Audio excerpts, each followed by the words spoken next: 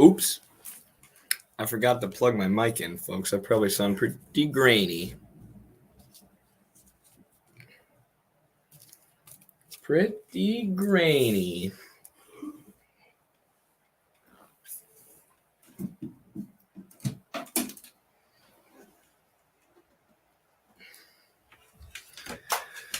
Let me adjust this boy.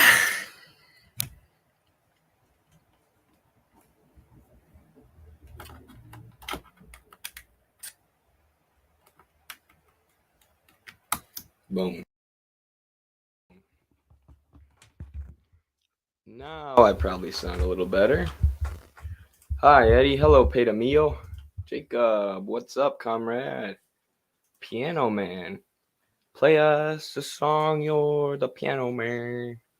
I don't think it's that bad. Yeah, my speaker or the microphone in my computer isn't half bad. It's like a gaming computer or whatever that y'all bought me with Patreon money. So shout out to y'all. Oops, I forgot to plug my lights in the back. Hey, Eddie. Hey, Papa Squats. Welcome back. Welcome back. Where Pilgrim. Hey, everybody. What's up, Where Pilgrim? Hupney Big Band. Yo, Eddie. What's up? Not much. What's up, comrade? Hey, from Ohio. Hello. Proof that Ohio is a real place. There's been a lot of debate lately. Is Ohio real? Now we know it is, unless you're not real. Thank you for joining us. Hello from the other side. That's funny. So you're on the other side of the screen. Hello from this side. Hey, comrade, what is your opinion on the UN as a whole? Do you see it as an imperialist organization working for the bourgeoisie? Well, let me get a couple books before I go into a rant. Oops, I'm going to mess up my nice bookcase here by grabbing the Journal of American Socialist Studies. Shoot.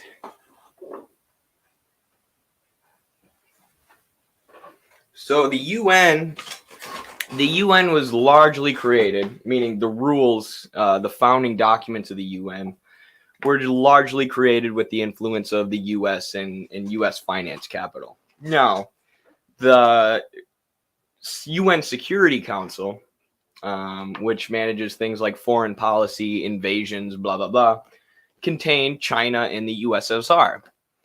And that gives them veto power, the ability to veto the actions of a certain country that they want to take. So Vijay Prashad lays out in this book how the UN was founded and how it was, it's largely an apparatus of bourgeois imperialism. But because of the USSR being in it and because of China being in it, the first 50-some regime change efforts by the US that they tried to pass through the UN were vetoed by the Soviet Union. So the Soviet Union, through the UN, was basically able to provide this umbrella of protection for much of the third world and revolutionary movements in the global south. So in that way, the UN does actually serve as a peacekeeping organization, but really what it does is create, another realm of class struggle on the geopolitical stage. So if you have, a socialist country in the UN, like the USSR, they're going to be able to veto imperialist efforts around the world. But, the framework of the UN is still largely bourgeois, and the bourgeois imperialists often use the UN for their own ends. There are a lot of good people who work for the UN, like, say, the UN peacekeepers in Douma, Syria, who are now whistleblowers. because they came out and said that the U.S. and the UN are lying about or they didn't even say they're lying. They said there was no evidence of Assad using chemical gas on his own people, which the U.S. then used to justify missile strikes. They said there was no evidence of this on the ground, but they were shut down by UN higher-ups, persecuted by UN higher-ups, called conspiracy theorists by these UN higher-ups, representatives of the bourgeois. So you see that kind of class struggle playing out within the UN. Now, in the Journal of American Socialist Studies, in my little essay, not little essay, pretty big essay, U.S. Imperialism in 2021, which we're working on the Journal of American Socialist Studies too, by the way, and my piece will be on American healthcare. But in this, I laid out the toolbox of modern imperialism, which includes the CIA and special forces, economic warfare, NATO, all these different tools. The IMF and World Bank are included in there when it comes to economic warfare. These are all the tools that the imperialists can use to expand finance capital's dominance and foment regime change. NATO and the United Nations are one of the toolboxes I include, or one of the tools I include. Because even though, the UN can be used for peacekeeping means, or even though, the USSR was able to stop certain U.S. regime change efforts via the UN, ultimately, historically, it's largely been used as a tool of empire to justify imperialism. But, you have things now like the UN calling for the U.S. to alleviate their sanctions on Venezuela, the embargo on Cuba, and the U.S. just basically ignores the UN. So part of the problem becomes that they have no way to enforce these rulings on the U.S. or the Western finance capitalists. Great question. I've been meaning to answer that question forever, so that's why I went so in depth there. Ohio is for sure real. Did someone say? Yeah, I was in Ohio, no, I wasn't in Ohio. We wrestled a team from Ohio. Ohio here too. Woo, we got all the Ohio comrades making up the Ohio proletariat. Are y'all industrial workers? Are you in places where your manufacturing jobs have been outsourced? Only Toledo is real because it should be in Michigan. Have a couple videos if you want to react. One short, one long. Okay, yeah, for sure. Send them. I'll at least add them to the list. I have some things I want to react to today, but most of them I'm saving for the Wednesday show, our real show. So, yeah. Are my glasses distracting at all? Is the glare distracting y'all? If it is, I'm just going to take them off. These are just like blue light glasses that help me with not getting a migraine from staring at the screen. But let me know if the glare is distracting. I'll just take them off. It's not that big of a deal. You versus me, Eddie. Karate versus wrestling sparring match. Let's see who's the best combat sports aficionado at Midwestern Marks. I love it, Jaime. Let's do it. What belt are you in karate? Are you Lyoto Machida? Just got a copy of Washington Bullets. I love Vijay's writing. For sure. It's good to hear. Vijay's great. That's one of the best books you can read. I've said this before. I think it's basically an extension of Lenin's imperialism. Because it picks up right where Lenin left off in 1917. And it explains the development of finance capital globally since that time. Hey, Eddie, I've had an epiphany and don't know if it's accurate to describe the economic system of the fascist Nazi Germany. And forgive me if the question is stupid. No stupid questions here, Jacob. But would it be fair to describe and simplify the exact economic system of Nazi Germany as far-right social democracy? There was a collaboration between the Social Democrats and the Yazidis. And there was a lot of economic populist rhetoric, at least among the Nazis. But the stormtroopers were literally going around killing trade unionists, beating trade unionists, killing workers in any kind of worker organizations, suppressing them and putting them down. And as Michael Parenti describes in Black Shirts and Reds, the Nazis, the higher ups, and Hitler himself accumulated vast amounts of wealth. right? Which is never talked about. Hitler's always talked about as just, he was so evil. He did all this because he felt like it one day, which Hitler was a uniquely evil person, but the decay of capitalism is what allowed him to come to power. And then he himself, was a selfish, greedy,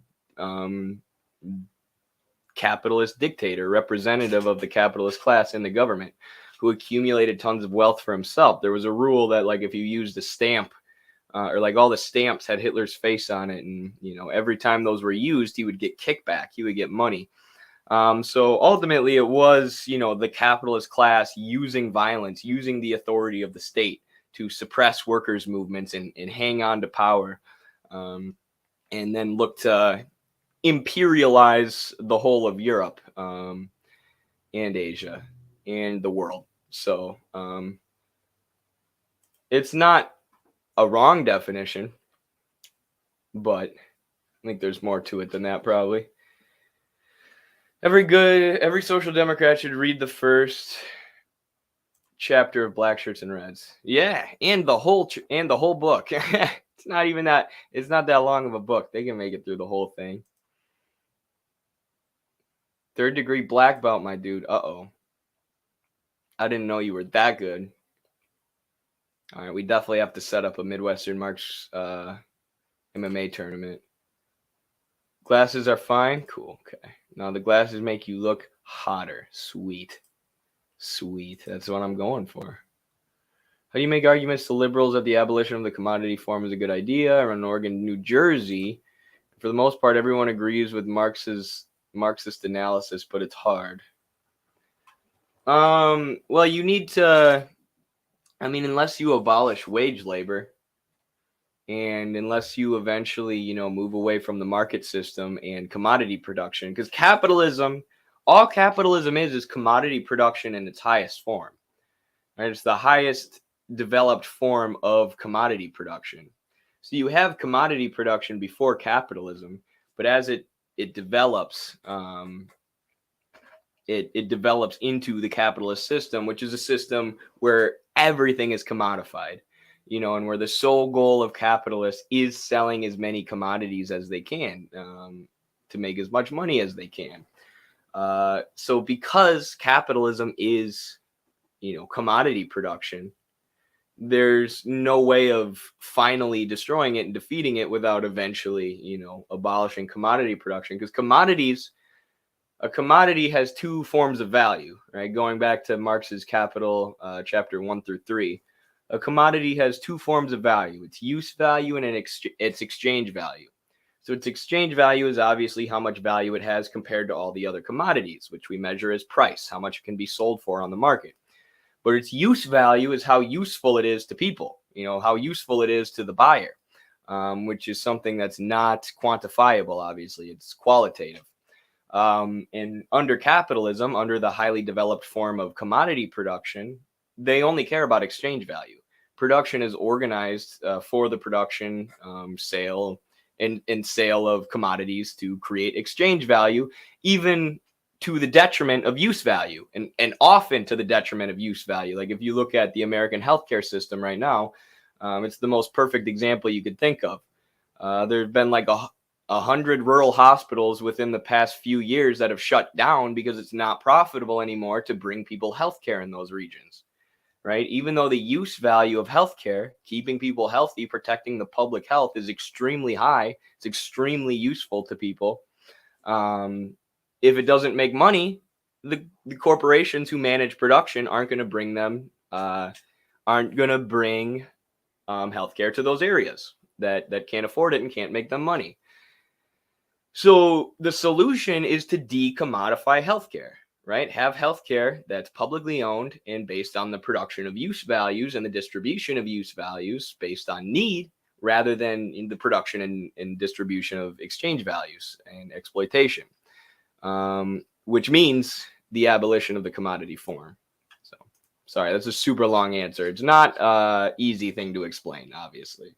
Because, and also like China and the USSR and these countries, they didn't abolish the commodity form, right? You could say maybe like the early stages of the USSR kind of, or like Mao's China, where they had tons of central economic planning, and most of the industry was nationalized and controlled by the party and the state and the workers. But Lenin's new economic policy and Deng Xiaoping's reform and opening up recognized that we're not going to be able to abolish the commodity form right now. We need to achieve common prosperity. We need to increase the productive forces, industrialize, combat imperialism, abolish poverty as China did. So would commodity form be abolished entirely in a developed socialist society? Yes. Yeah, so similarly to capitalism, where the development of commodity production leads to capitalism and imperialism, the highest form of commodity production, socialism is transitioning away from commodity production, transitioning towards the production of use values for their useful character, rather than the production of commodities which have the twofold value, the exchange value and the use value, that contradiction within them. So that's like what China's moving towards now, right? They're moving towards the abolition of the commodity form. And these people who say, oh, China's not real socialism, they haven't abolished the commodity form yet, it doesn't make any sense. It's a process of development. So you can be too ultra with calling for the abolition of the commodity form too, which this isn't entirely related to what we're talking about, but fairly, because our comrade Esha just got into a dispute with Naomi Klein, who I've criticized before. I'm going to have to share my screen here. But people know I like Naomi Klein's book, Shock Doctrine. It's a good book that explains, say, Operation Condor in Latin America, the CIA and US's efforts to torture and kill anybody with a socialistic or left-wing ideology all across the country.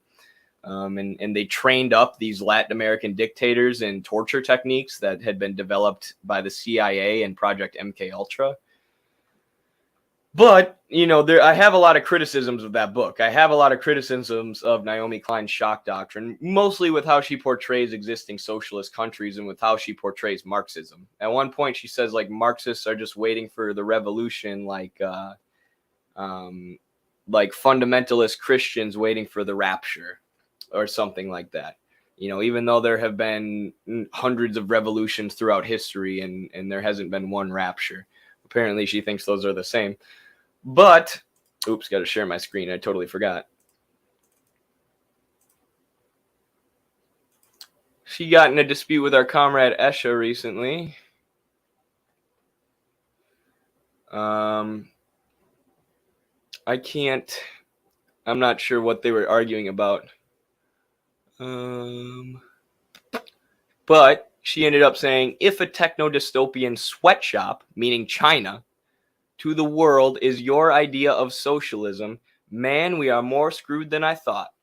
Thinking people, do not leave this to the right.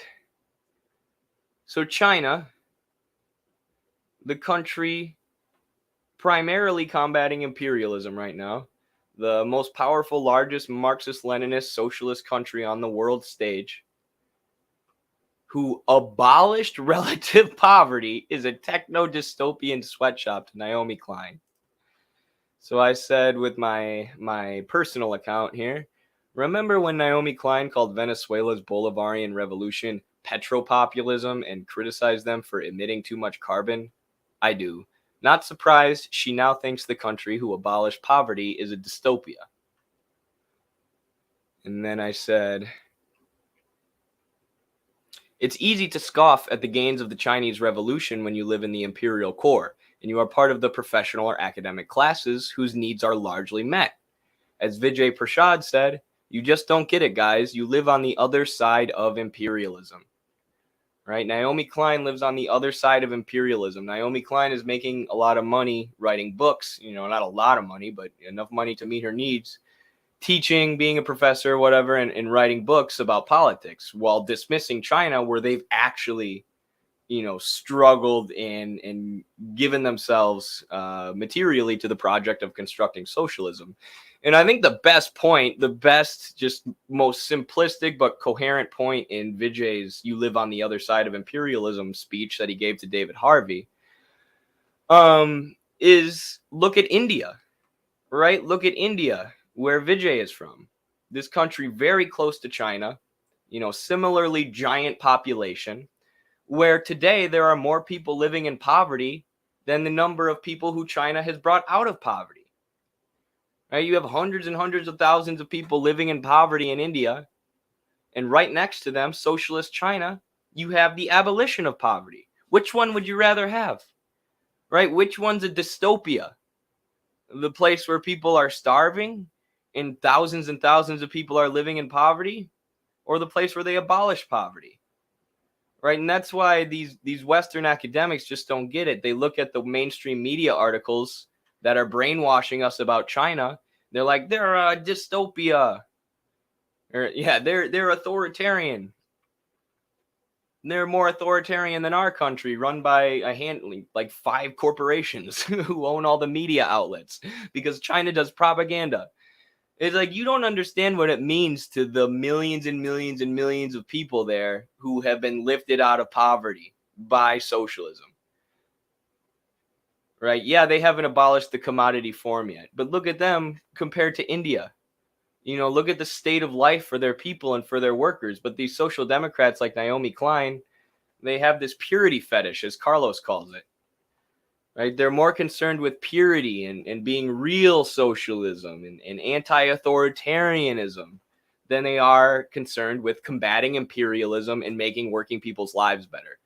And it's largely not to make it into like a personal attack, but Naomi Klein's not of the working class. She's not of the working class. She's of the academic or professional managerial class, and she lives on the other side of imperialism. So it's real easy to sit over here writing books, with all your needs met, snacking on popcorn like I was just doing, and say, China is just a dystopia. Who cares that they abolish poverty? The people over there care. The people who were in poverty previously, they care. So.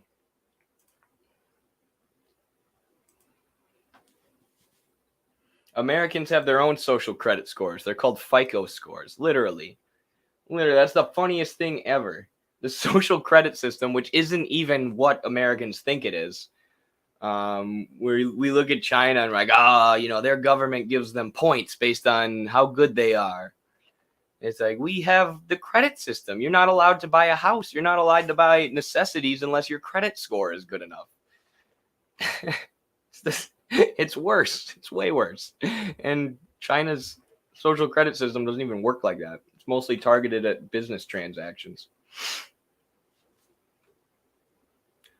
They're more authoritarian than us, says the country with the most incarcerated people in human history. That's the other thing. Compare the prison populations, right? Compare them. We have way more, and all our prisoners are doing labor for less than the minimum wage. Like, even in the Soviet gulags, they were paid a minimum wage.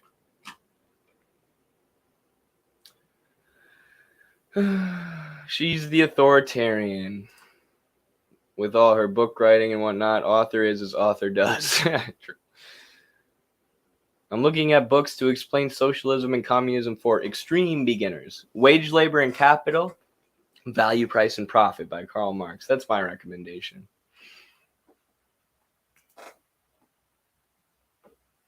Moon Factor, what's going on, comrade? I'm glad you can make it today. I feel like I haven't seen you in a while. Absolutely not. Removing capitalist profit motive would increase innovation, improve product durability and usefulness, reduce waste from the poorly made products so that less crappy items can be made. Absolutely. Absolutely. And that goes back to what we were saying earlier about moving away from the production of goods and services for their exchange value and moving towards the production of goods and services for their use value. Funny enough, Lenin talks about what's now called planned obsolescence in his book Imperialism. He said once you have the formation of these monopolies and cartels, these finance capitalists who monopolize and dominate every market, you have the possibility of them purposefully making products that break, purposefully making crappy products, so people have to go back to the store and buy from you, right? Because you dominate that market, you don't have any competitors. You know that people are going to buy from you regardless. You can design your products to break. And this has happened with washing machines and dryers. You know, mechanics or people who work on them will tell you that they're not built like they used to be. We had the Apple Corporation a while back was caught when you update your iPhone, it slows down and gets all glitchy so that you're incentivized to go to the Apple store and buy a new one. It's been called planned obsolescence by modern economists. And this is something that Lenin was seeing as a possibility within capitalism in 1917. So yeah, the solution is to produce things for their use values. And it's not that under socialism, we'll stop producing things and we'll all just live in a commune together, holding hands and singing Kumbaya, right? We'll produce things for their use value. We'll produce things better.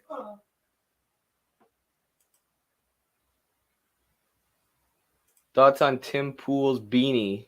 Keeping the thoughts in. What thoughts?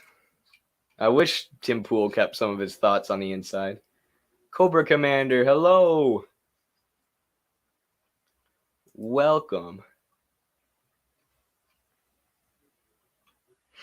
Capitalists always talk about innovation while ignoring the amount of public money used for research, development, pharma, for example. How about we innovate a new economic comrade? Yes.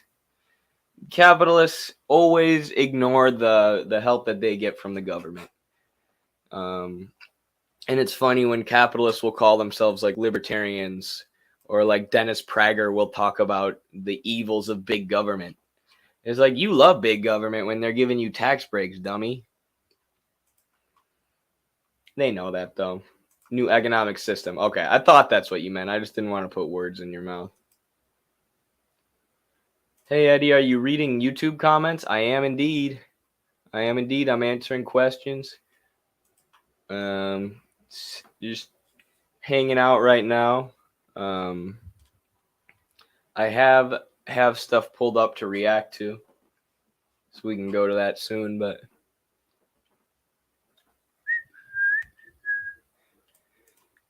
y'all know the Infographic Show that we often react to because they're just an arm of Western imperialism, or in not really an arm of Western imperialism. It's a YouTube channel, so it's just a propaganda YouTube channel for Western imperialism.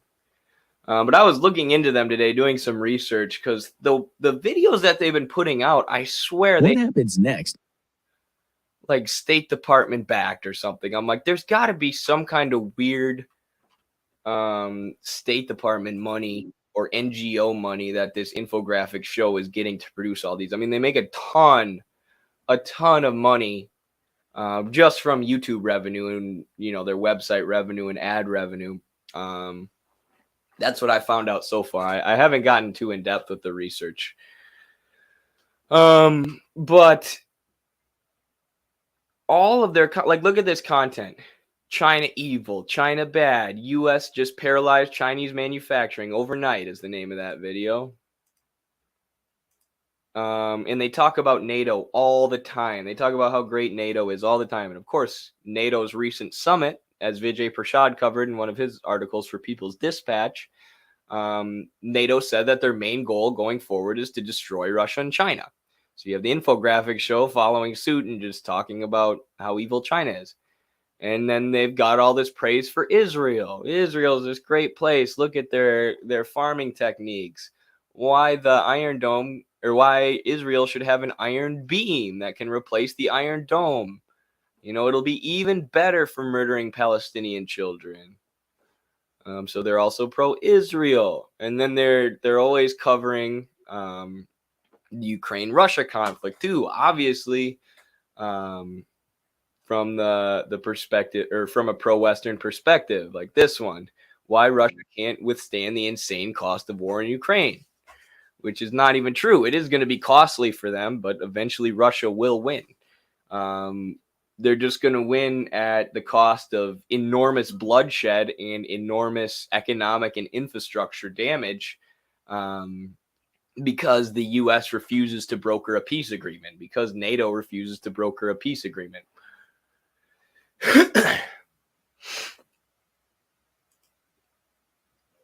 And then they had this video that popped up today. What happens if Ukraine is accepted into NATO during the war? Prompting this idea. And to be fair, in this video, they say that we'd basically go to nuclear war. If Ukraine joined NATO, we'd basically, Russia and the US would be at the point of launching nukes at each other. So, at least they said that, but still NATO propaganda. I am nervous about the nuclear holocaust we might be heading towards, folks. 100% state-affiliated media. Yeah, Twitter should put one of those little banners under their name. NATO-affiliated media.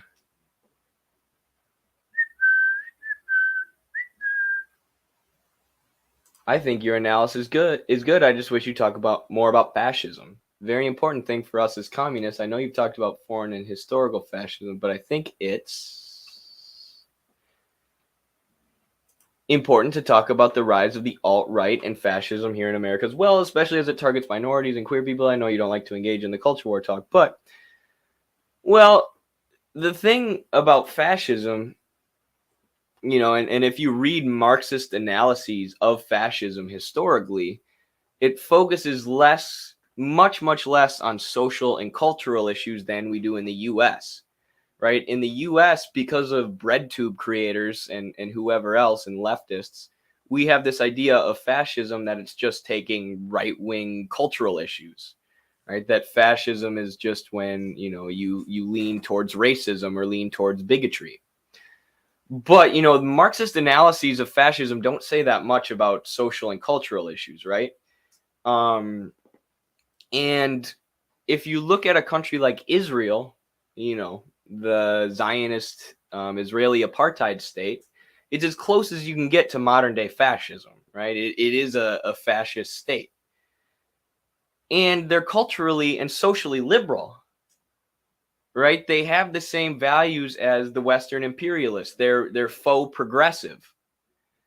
So I don't think fascism necessarily needs to be, culturally or socially liberal. Socially conservative. And fascism shouldn't be equated with being socially conservative, right? Fascism is the use of violence to maintain the dominance of finance capital when capitalism's in decay and when the workers are, on the brink or in the process of rising up.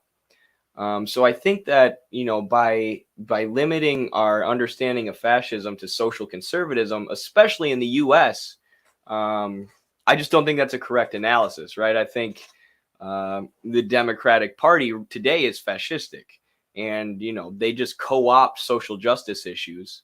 They co-opt left-wing culture war slogans and sayings to push for endless imperialism, endless trickle-down economics and tax breaks and bailouts for the rich. So I see what you're saying, and maybe I should talk about race and LGBTQ issues more, but also it's not my area of expertise. And when it comes to racism, that is something I've covered pretty heavily, especially in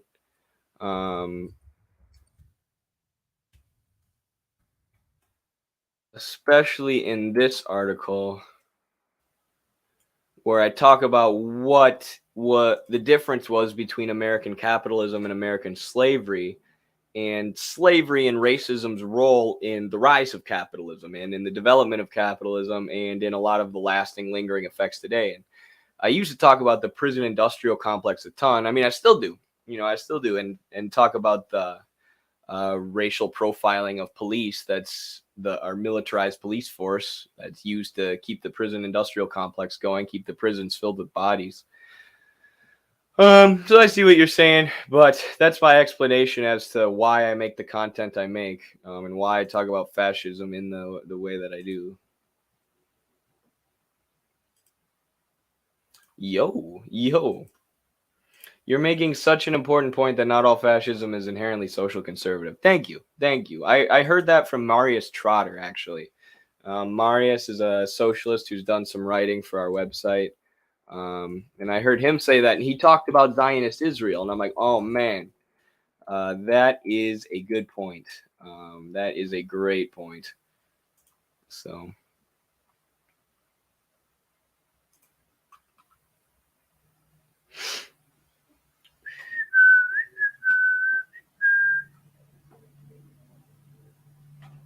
Good ass fash definition. Thank you. Prejudice is an opinion. Fascism is institutional. Yeah, another good way to put it. And fascism can utilize prejudice. Absolutely. 120 million%. I mean, look at Yahtzee Germany, right? But what breadtube creators like ContraPoints have done, like if you watch ContraPoints video about fascism, she's like, Marxists were wrong in the past because they put class ahead of race. They thought everything was a class issue, when really people are just so inherently racist they can, go to war over racial issues. We can, World War II largely happened because Hitler was just this evil guy who was so racist, and he capitalized on, he stoked the racist sentiment in his people, which he did, and he was absolutely right. But Germany, or he was able to come to power because Germany was in a state of decay. The German capitalism was in a state of decay, especially after World War I, when they had to pay all these reparations. Workers were in a destitute situation.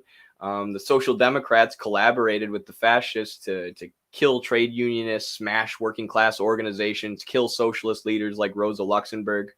And when capitalism was in this state of decay, rather than having a workers' revolution, you had the capitalists mobilize and utilize violence and authority to hang on to power, which is what, the definition of fascism that I gave. And yes, they used prejudice to do this. They preyed on people's prejudice to do this. But the basis of this was still class, right? The basis of this was still the class struggle. Prejudice was a tool that the capitalist class used to win the class struggle. For now. The crazy part is that the rise of the U.S.'s alt-right is directly related to the Azov battalion, so the whole Russophobia from Democrats was on purpose to create this false idea of Russia. It's true. That's true. And you have, I mean, it's not my research area. But of course, fascistic alt-right groups in the U.S. are going to be inspired by these fascistic alt-right groups who have taken power in Ukraine, who are being given, tons of resources and weapons by the most powerful people in the world.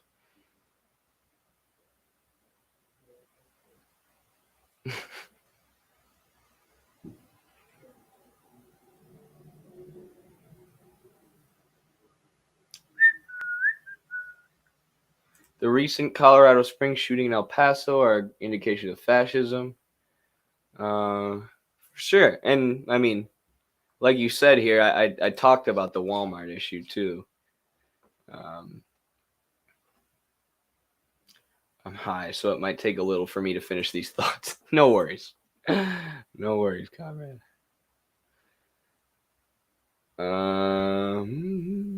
Does fascism lie directly at the end of the privatization spectrum? I don't think totally, because the capitalists, can use state-run industry if they have the authority of the state completely, and they're mobilizing it and utilizing it to crush the working class. They could use state-run industry for their own ends. But as Parenti points out in Black Shirts and Reds, a lot of the state-run industry when Hitler came to power and when Mussolini came to power was privatized. So in a way, yes.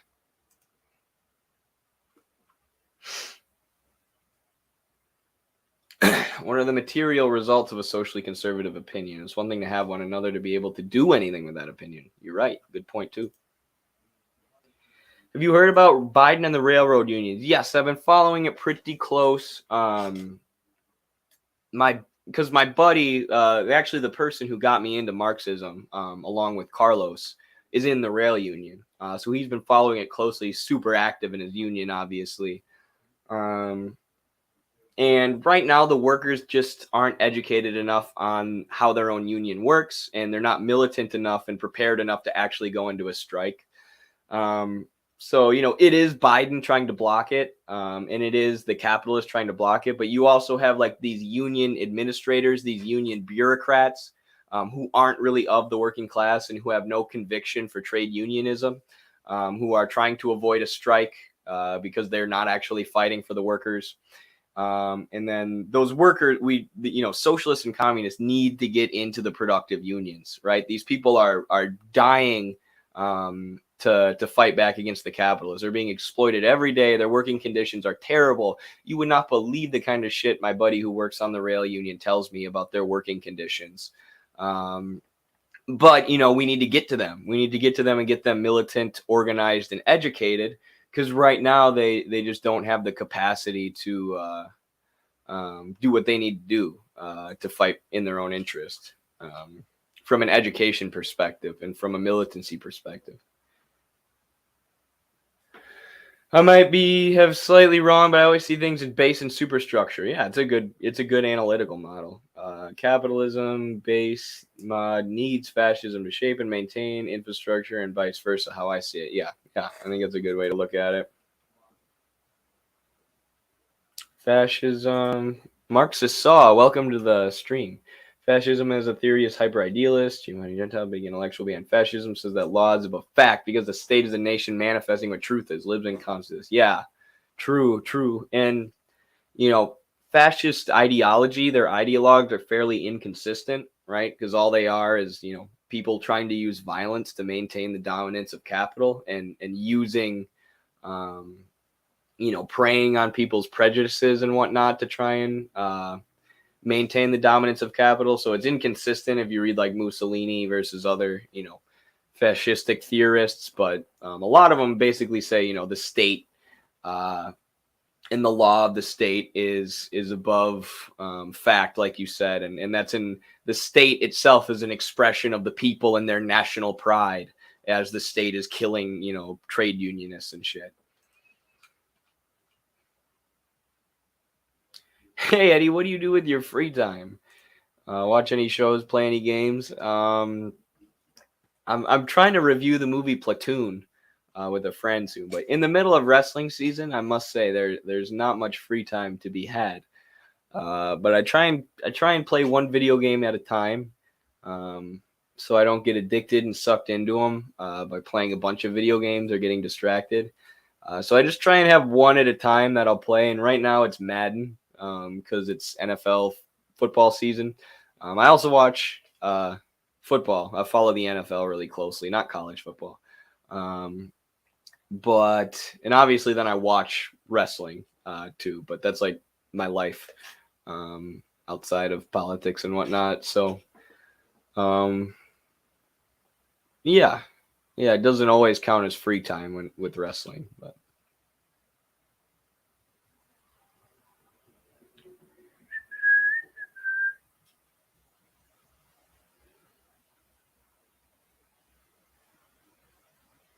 the whole media institutions are part of it. Yeah, you could call Shapiro and Walsh fascistic, but again, as Cobra Commander was saying, those stem from the base, the economic base, right? The fact that all the media institutions are controlled by capital.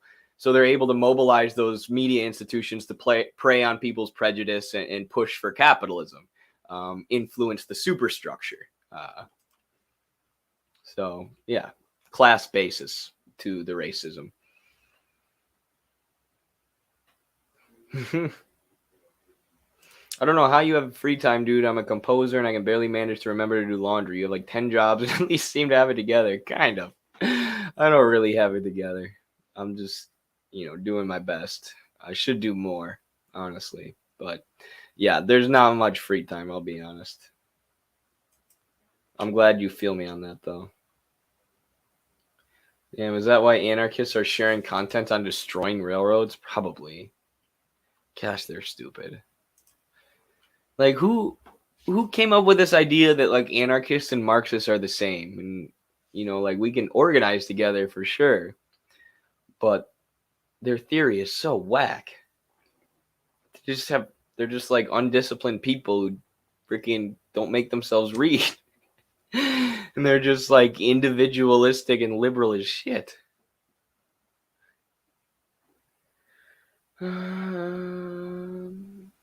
This video on Winston Churchill's plan to invade the Soviet Union. Huh. Interesting. Let me pull that up.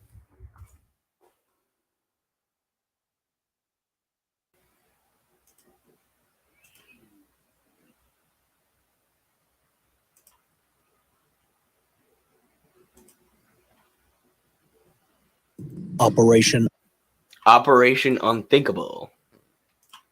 This looks cool. I mean, not cool, but interesting. Unthinkable. World War III, 1945.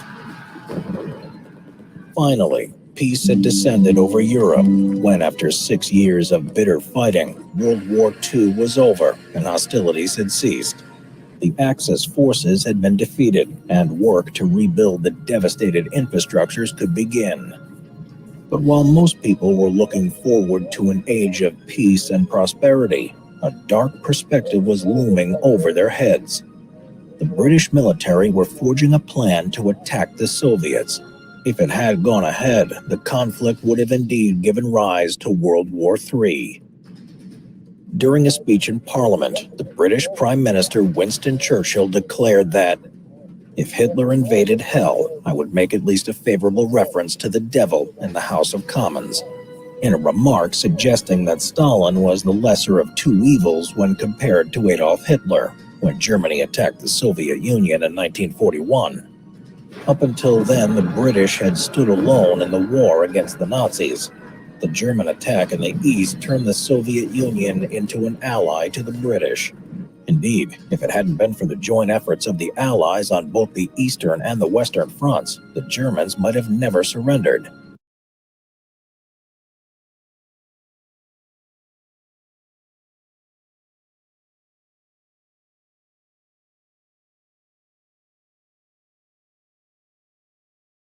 Sorry, I forgot to unmute myself. Parenti points out, which this is not, a well-known historical fact, that the Soviet Union wanted to do something about Hitler way before World War II kicked off, right? In like the late 1930s, they were like, look at this guy. This guy's a whack job. Let's do something about it, to the British and the U.S. But because Western British and U.S. capitalists, were largely fine with Hitler, and of course, some of the most prominent capitalists in American history, Henry Ford and William Randolph Hearst, who basically owned the manufacturing and the media in the U.S., were pro-Hitler. the U.S. and Britain didn't want to do it. Right? They didn't want to do it until they were basically forced, especially the U.S. The U.S. didn't do it until way late in the game. So, yeah. And also, you have like Soviet invasions, like the invasion of Hungary, or where's the other one? Finland. I don't know. That isn't a place where I'm an expert on. But people talk about the Soviet Union being imperialist in the same way that the U.S. was imperialist in the Cold War, because the Soviet Union went into various places, sent their military into various places. But again, the stated reason was that fascism was coming to power in those places. You had fascistic dictatorships who were coming to power and they needed to be put down. So they wanted to do something preemptive, something similar in Germany, but the Western powers didn't do it until Hitler had grown to prominence with the help of a lot of Western multinational corporations, and then went on his evil rampage, of course.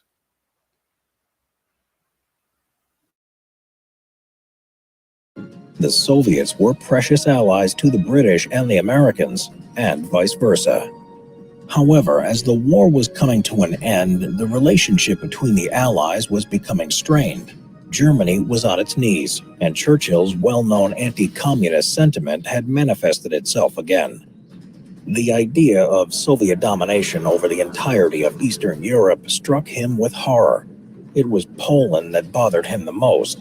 The United Kingdom had entered the war because of the Nazi invasion of Poland, and it was a matter of principle to ensure that the Poles could still live in a free and democratic country. In 1945, the country was occupied by the Red Army troops. Even though Stalin had promised free elections, it was obvious that the country would just become one of his satellite states. There, it was Poland. They just said it. Right? Like fascism was rising in Poland, and then the Soviets did something about it, and they were like, oh no, a communist satellite state, and Soviet imperialism. This was something that Churchill just couldn't come to terms with. He said, "Terrible things have happened. A tide of Russian domination is sweeping forward. This constitutes one of the most melancholy events in the history of Europe, and to one which there has been no parallel. It is to an early and speedy showdown and settlement with Russia that we must now turn our hopes." As the war was coming to an end, Churchill considered the idea of starting a new war with the Soviet Union, one that might lead Stalin to listen to the will of the Western Allies. So in early May 1945, Churchill tasked his military commanders with devising a plan to attack the Soviets in Poland, and that would include the Allied troops still present in Europe and even utilizing the remnants of the German Wehrmacht as part of his force. He even set a deadline for the attack to July 1st, 1945. As unthinkable as the prospect of war with the Soviets was, the British military strategists approached the task seriously and considered all the possible options. The feasibility study of the attack was codenamed Operation Unthinkable. The document was presented to the Prime Minister on June 8, 1945. The plan was based on a rapid assault on the Soviet troops in Poland, similar to the 1939 German Blitzkrieg invasion of Poland. The Allied attack would be in two main fronts, one along the Stettin-Schneidemühl-Bydgoszcz line, and the other along the Leipzig-Cottbus-Poznan-Breslau line. Taking into consideration that a certain number of units would be necessary to police the occupied territories, British plans predicted the participation of 47 divisions, including Polish troops, and 10 divisions of the former German Wehrmacht. The stratagem anticipated that the attack would push the Red Army troops. This is nuts. This is nuts. Let's collaborate with the Yahtzees. I can say Nazis on here. On TikTok, you're not really supposed to say Nazis, or you'll get banned, taken down. Let's collaborate with the Nazis to stop Stalin. Even though Churchill said, he would team up with anybody to stop the rise of fascism. I guess fascism's okay as long as it's not Hitler doing it.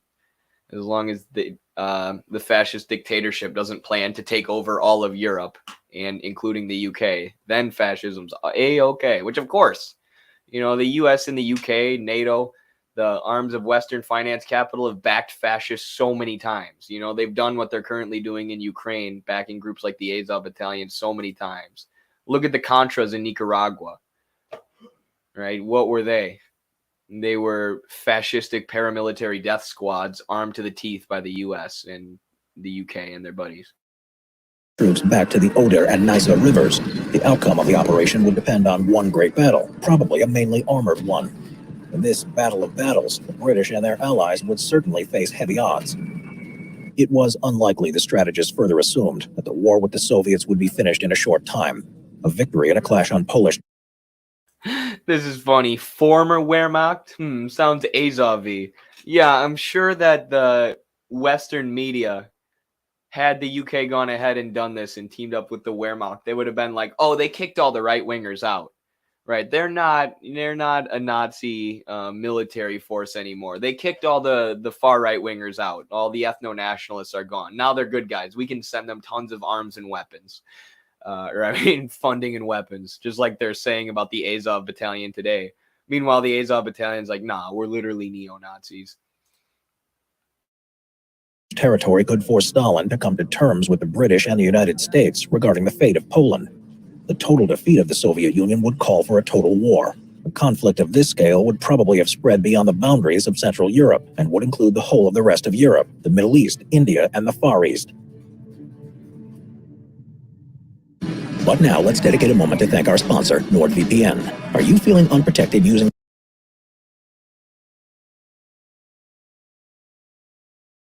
a 30-day money-back guarantee to try NordVPN risk-free today? To secure a victory in such a war, the Western Allies would have to either decimate the Red Army to a size in which any further resistance would be futile, or destroy the economic and industrial might of the Soviet Union, making it unable to sustain the war. Most likely, both conditions would have to be met. For this to happen, the Western Allies would have to penetrate into Soviet territory as far as the Ural Mountains, further than what the Germans managed to achieve in 1942. The Soviet strategy in this war would probably be a defensive one, with them making full use of the vast terrain and severe weather conditions, the same obstacles that had defeated both Hitler and Napoleon before him when they tried to invade Russia. On the other hand, the British would also have to pay attention to the defense of the whole of the British Isles. The Soviets might not be capable of conducting a seaborne invasion, but they were capable of carrying out massive rocket attacks from across the other side of the English Channel. And for those who are unaware, the Western powers did invade Russia after the Russian Revolution. After the workers took power, they tried to crush it right away. They basically just got distracted with World War II because Hitler wanted to take over all of Europe. But the Soviets had the Western powers at their borders. The Western powers were sanctioning them. The Western powers were active in the Russian Civil War, backing, the pro-bourgeois, pro-capitalist elements. So this is just, a potential invasion that could have happened, where the UK went in to try and take out Stalin, but they did try this basically, not to this extent, not this extensively, but they did try to crush the revolution in any way possible from the jump. Apart from the tactical and strategic issues, the critical question was, did the Western Allies have the fortitude to win the war? Undoubtedly, they enjoyed naval and air superiority. Britain and the United States had become masters of the sea during World War II, while the Soviet Union only had an ineffective fleet left. However, supremacy on the seas meant very little, as most of the Soviet industrial installations and communications infrastructure were positioned inland. Also, most of the fighting would have to take place on the ground. The Western Allies were also dominating the skies, even though the Soviets had more tactical fighter aircraft, 11,802, compared to the Western Allies' 6,408. The British and the Americans had a far larger strategic bomber force, 2,750 aircraft against the Soviets' 960. The Western Allies were better organized and equipped, and were more capable of utilizing their air force, which was also going to be an advantage. However, in the case of a long, drawn-out war, the Air Force's full potential would gradually be depleted as casualties were taken.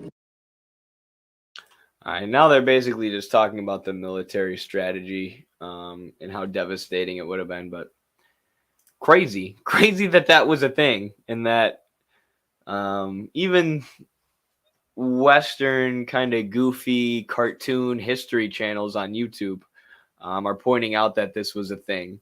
And they just jump over the fact, oh yeah, Churchill wanted to collaborate with the former Wehrmacht and the fascists in Poland. It's like, wait a second, what? Like, let's spend some more time on that. He was willing to collaborate with the fascists to stop the worker state? What kind of guy was this Churchill? Feels like he's not the hero I've been told he was. My school, when I was in college, put up a sign. It was like a Churchill quote. It was in the sports complex, but it was like, some Churchill quote that was supposed to be inspiring. And I probably could have, written the school or made it a thing. Like, you know how many racist and terrible things Churchill did and tried to do? You know how many racist and terrible quotes he had? But they probably would have taken it down, and then whoever put the Churchill quote up would have probably gotten in trouble, or scolded or whatever. And I didn't want that, obviously. I just want to educate people. But the cult of Churchill is real. It is. It do be real. Or maybe my school would have just overlooked it. But that was like 1 year before the school tore down a statue of someone who they found out owned slaves. Like, the founder of the school, I guess, owned slaves, and they took down his statue. So I bet you I could have got that Churchill quote taken down. 1943 G.I. Joe comics were all the defeat Stalin issues. World War II wasn't even over yet. Wow. Look at that G.I. Joe history from Cobra Commander. I've wondered, I haven't watched G.I. Joe in forever. Was Cobra, were they supposed to be communists? Are they based off the KGB? That would make perfect sense because obviously G.I. Joe comics were during the Cold War and during World War II, or existed then. An overweight alcoholic. How couldn't Churchill inspire athleticism, right? That's what every athlete should aspire to be. An overweight alcoholic British guy.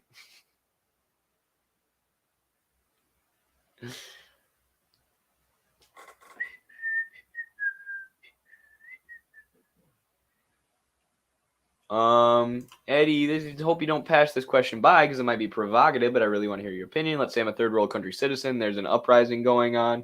The protesters' demands are reasonable and good. Is it worth supporting the protest because the risk might be a color revolution? Are the protesters backed by, color revolution? Or are the protesters backed by the arms of finance capital? Are they backed by the bourgeoisie, or are they actually of the working class? Like in Iran right now, there's a lot of there's a lot of Western regime change efforts. The West is trying to turn the protests into a color revolution. They're trying to back their preferred elements to create a color revolution. But, you also have productive workers, truckers, oil workers, and others who are on strike and organizing against the national bourgeoisie. They're not organizing against the capitalist class for better wages and things like this.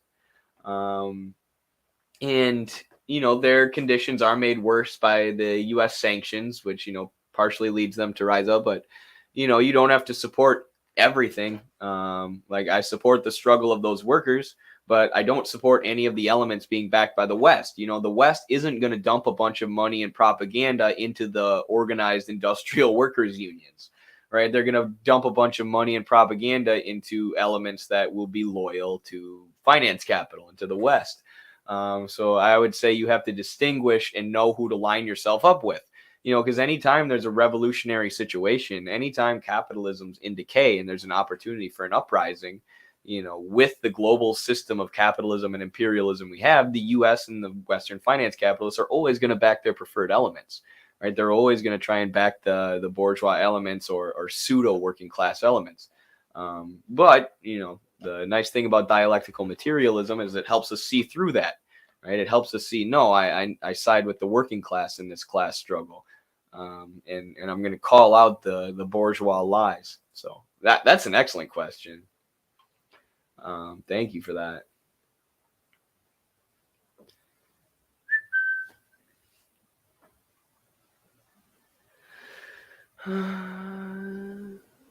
Also, more specifically, the U.S. or the West, more specifically the U.S., had helped in making sure that former Nazis had secured high positions in both the West and German puppet governments, and in NATO and in NASA, and helped them avoid persecution for war crimes. You're right. You're 100% right. What was that called? Was that Operation Paperclip?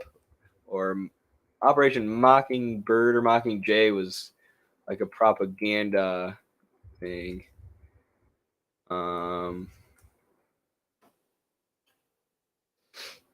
Operation Paperclip, that's what it was called. Yeah, nailed it. So this is 100% true.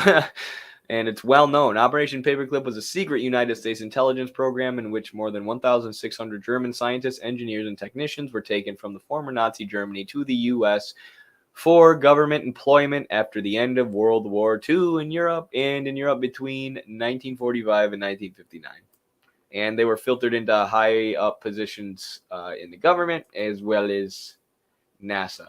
Oh, shoot. I got a super chat earlier from David, and I forgot to say anything about it, by the way. Thank you so much, David, for the super sticker. Really appreciate your support. You are the reason Midwestern Marks can do what we do. Thank you very much. If anyone wants to send a super chat, I will make sure to answer your question and answer it in depth. That is my pledge. So I appreciate David for just sending the super sticker, though. A lot of y'all are Patreon supporters already, so I understand why patrons wouldn't, send a lot of super chats, obviously. We need to get some more rewards and some more exclusive content for the Patreon supporters.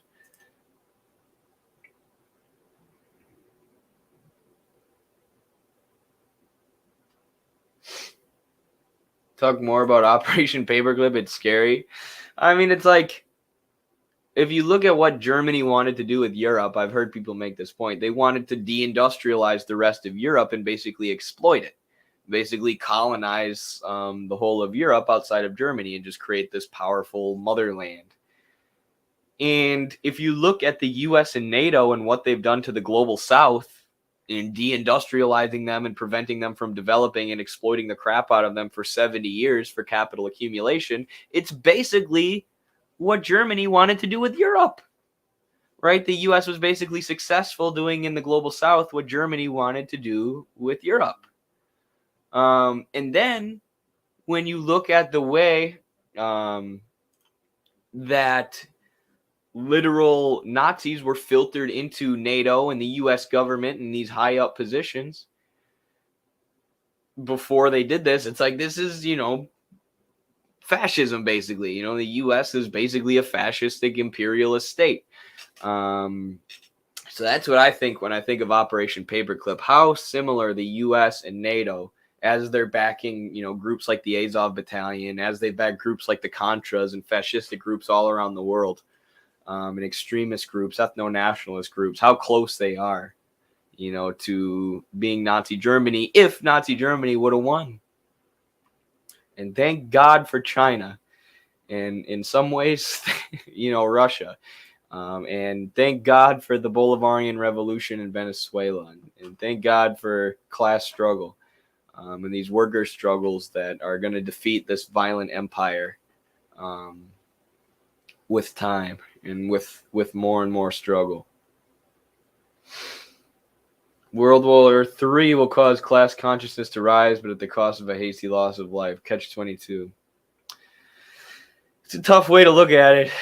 You might be right. I hope we can avoid World War III.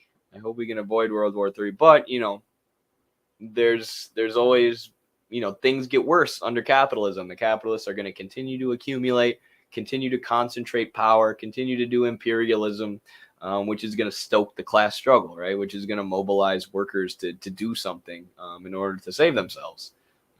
So, that's going to necessitate a lot of violence and bad things happening before we can actually have a revolution, sadly. Operation Paperclip is a precursor to Operation Yellowbird against China in the 80s.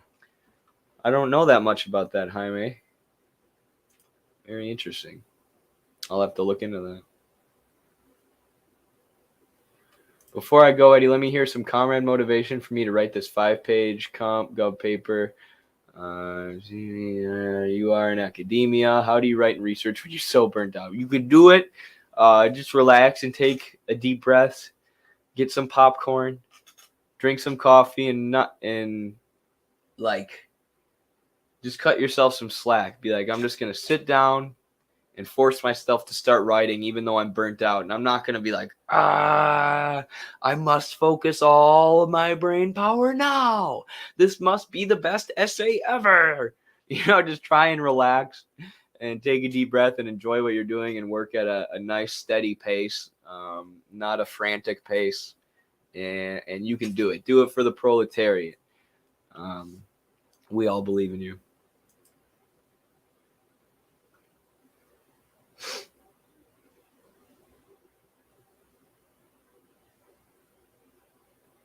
What's up, comrades? What up, left is best? Welcome.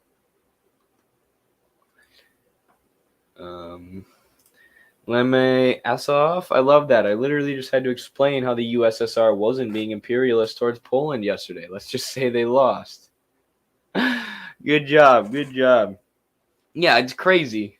It's crazy how people try and claim the USSR was imperialist, just doing the same as the US. I got in a debate with that moron libertarian Prax Ben a while back, because he was saying that the USSR's invasion of Afghanistan was, horrible imperialism, much worse than what the US was doing in Afghanistan. It's like the Soviet Union was protecting their literacy campaigns and literally building hospitals. And it's not to say everything they were doing was perfect. Obviously they were backing their preferred elements, but the U.S. was dumping arms and weapons into Osama bin Laden's Mujahideen. These things are not the same. Building hospitals, funding extremist terrorists, and giving them weapons. Oh, which one's imperialism? I don't know. Friggin' liberals in there, both sides nonsense. Ever look up how Poland and Ukraine treat people of color? No kidding. You don't have sponsor block, Eddie? What's sponsor block? I do not. I have Rumble.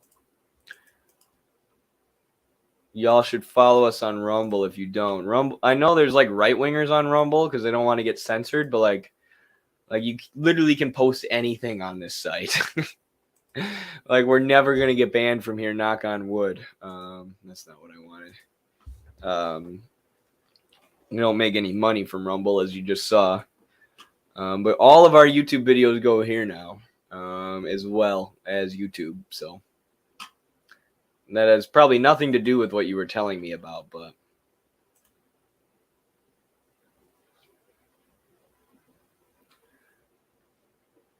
I think it's a plugin for the browser that blocks ads. Oh, I have AdBlock Plus. Maybe I don't have it installed on here for some reason. I thought I did. Oh yeah, no, I have it. I have it installed. Join Truth Social. We have a Truth Social account. I've never used it.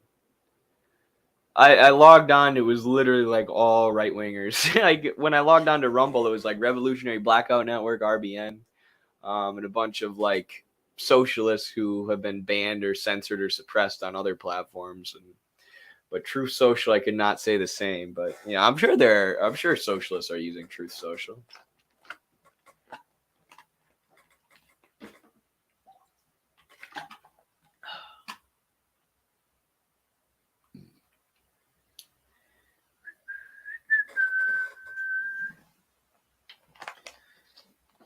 Someone was talking about the UN earlier and asking what I think about the UN. And recently, Venezuela's vice president met with a UN human rights chief to examine the negative effect of U.S. sanctions and their impact. And they called the meeting very important and fruitful, right? So they said it was an important, good meeting with the United Nations, trying to get them to act on the U.S.'s sanctions on Venezuela, the deadly effect of them, because the UN did a special report, right? And this is what I mean when I say there's good people working for the UN who do good work. Like the UN Special Rapporteur in Venezuela did an analysis, a deep analysis of the sanctions, and found that they have decreased Venezuela's government revenue 99%. Right? They've taken 99% of their government revenue that's used to pay for food, literacy programs, hospitals, healthcare, things like this. And, you can only imagine the kind of effect that that's had on the Venezuelan people and the overall Venezuelan economy. So there's good stuff going on at the UN, but like, if the UN recognizes how evil these sanctions are, how horrific they are, and the deadly effect that they have on people, why haven't they done anything about it? Right? Why have they not acted to stop the U.S.? Countries have repeatedly called for the U.S. to stop doing this. Which is where we get back to what I was saying earlier, where the UN has been designed basically so it has no enforcement power over Western capital, right? The UN Charter itself was designed by Western finance capitalists to give themselves all the leverage that they need to continue doing what they want. And the US will just ignore the UN a lot of the times too. So it's like, this is a good thing and this is a step in the right direction. And if the Venezuelan vice president said it was fruitful and important, that's good. But like I said, the UN has already ruled on this. And there doesn't seem to be anything changing. The UN human rights chief has already talked about the unilateral sanctions on Venezuela and their far-reaching implications. And, you see here on the UN website, Venezuelan children who are being starved by these sanctions, these old-fashioned siege tactics of surrounding Venezuela with the U.S. military and banks and arms of finance capital and not letting them trade, not letting them access the outside world. It's literally just a modern siege tactic. But why aren't we doing anything about it? Why is the UN not ruled that the U.S. should be dissolved? That's what they should rule. There's one more that you have independent UN human rights experts calling for the unilateral sanctions to be dropped. So again, you have good people working at the UN. You have these investigators and these folks working at the UN, but the UN's completely toothless when it comes to actually stopping the US from doing their BS. And not just the U.S., but global finance capital, I should say. I always like to make that point because obviously it's not just that the U.S. is a uniquely bad country. It's not that the people in the U.S. are just uniquely bad. It's that our country has been completely co-opted by finance capital. And this is the place where imperialism largely stems from, because of our financial oligarchy. Top 10 worst countries. That would be so hard to narrow down right now. The U.S., Ukraine, UK, France, India, Qatar, the UAE, United Arab Emirates, Saudi Arabia, Turkey. Yeah, Turkey. This is all based on like their politics and economics, of course, not on the people there or ethnicity. Turkey, India, Colombia until recently. Well, I guess the Israel isn't a real country, but they'd be tied with the U.S. at number one if they were anything except a fascistic U.S. military outpost. Look at the Hague Act, Eddie. And if any U.S. citizen is tried under the International Court, the U.S. passed an act to invade the Hague. No way. Well, there you go. I mean, that shows how, the U.S. has set up international law to be bourgeois international law and protect their own interests. But I will look this up. I'll look this up right now because that is nuts and something I didn't know about. Yo, even Human Rights Watch is talking about how this is bad. Human Rights Watch has literal CIA members on their board. They're literally like an NGO, an arm of the U.S. State Department almost. Not quite, but a new law supposedly protecting U.S. service members from the International Criminal Court shows that the Bush administration will stop at nothing in its campaign against the court. The U.S. President George Bush, and this is so crazy because the U.S. is doing this, saying that they'll invade the Hague if they criticize the U.S. at all or try a U.S. citizen for war crimes or whatever else. As the U.S. just carpet bombed Yugoslavia and just carpet bombed Serbia because they said Milosevic was doing genocide, and then the Hague acquitted him of genocide.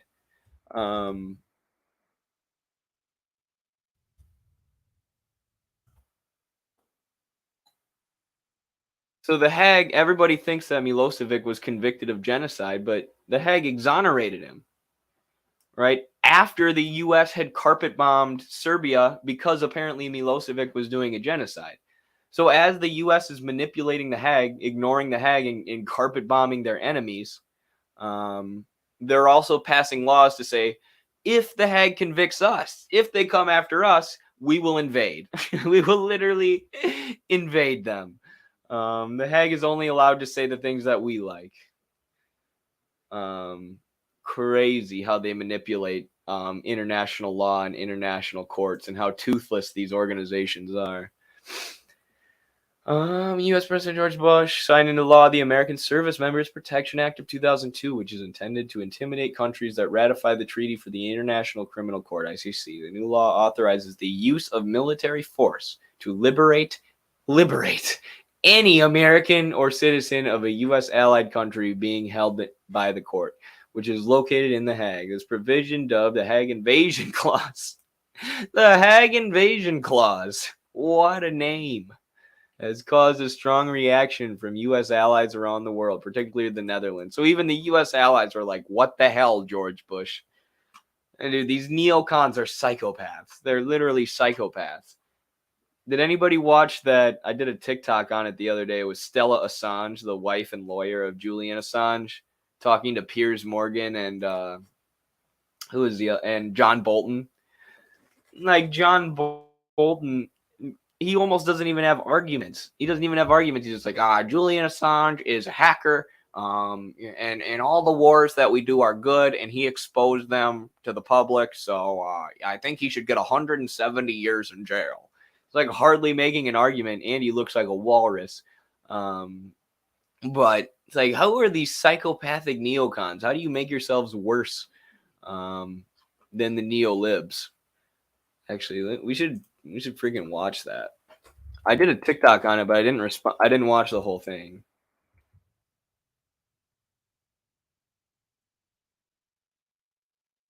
She smacked the mustache off that boy, as this outlet called the Alt World said. They titled their article about it, Stella Assange smacks the mustache off John Bolton. It's funny. I think it's funny.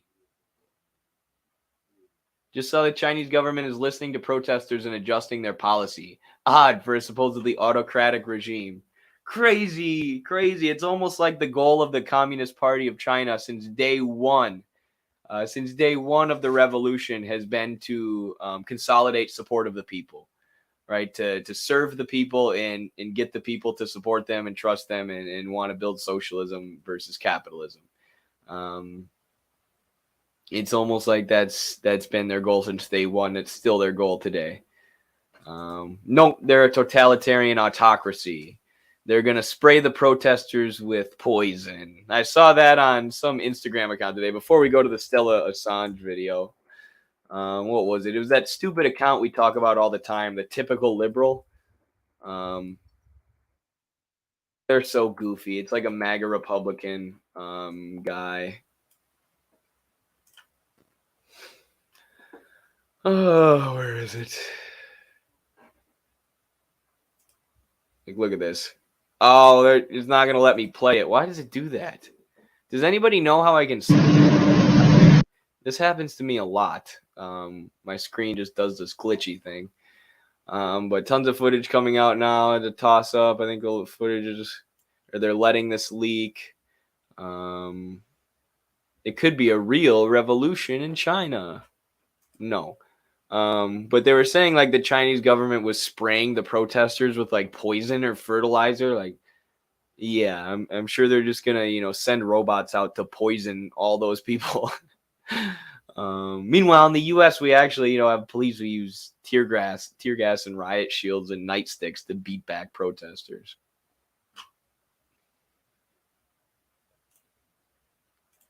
But let's watch this because it's amazing. It is amazing. Should I watch this one? I want to watch the whole thing because Stella Assange kind of dunks on Piers Morgan as well. It's probably this one. Welcome back to Piers Morgan Uncensored. It's now decades since WikiLeaks founder Julian Assange moved into the Ecuadorian embassy to avoid extradition to the United States. He's still fighting, but now from behind the bars of the toughest prison in Britain, Belmarsh. To some, he's a free speech martyr. To others, a threat to national security. In a moment, I'll speak to his wife and former lawyer, but first a reminder of Julian Assange's story. Story behind the biggest leak in intelligence history, profile on me, an editorial. All right.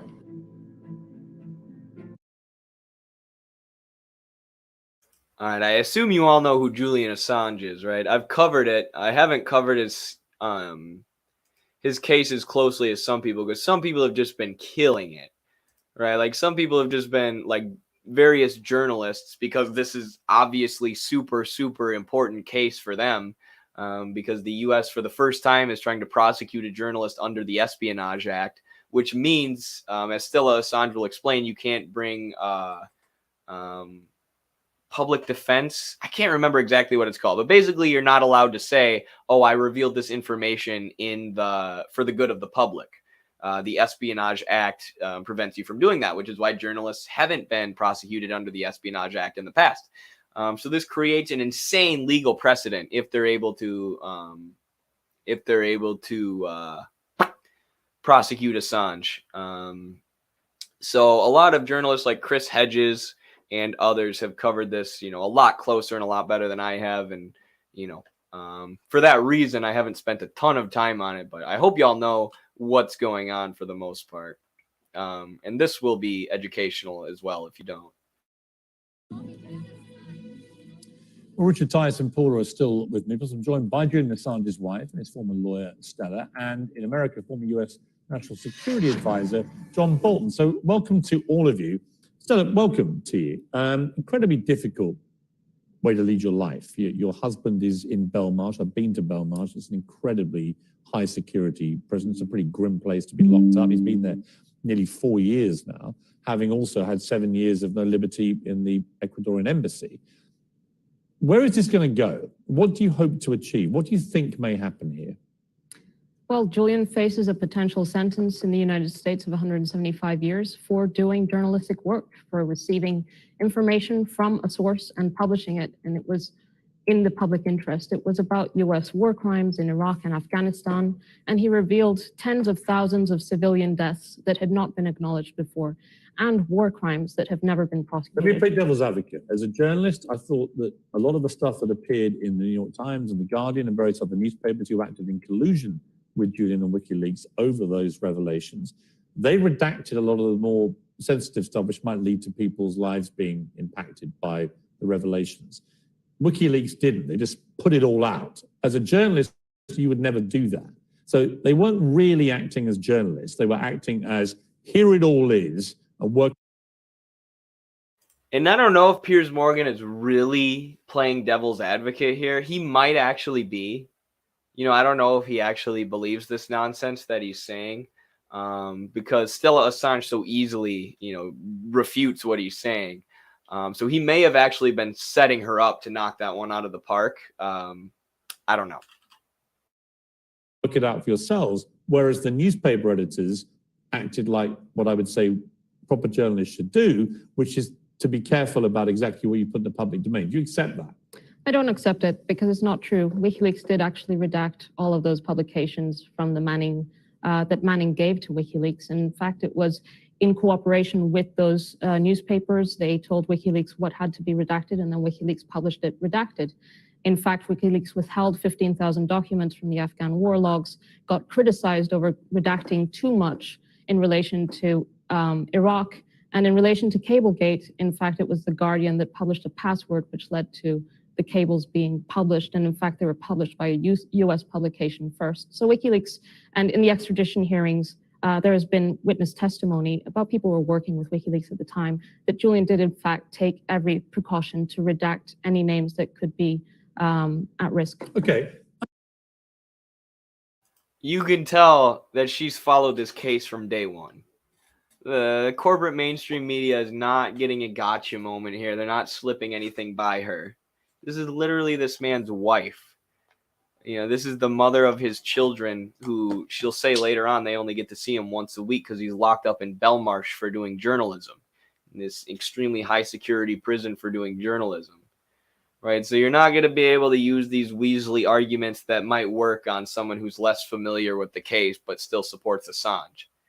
Right? Not only is she going to say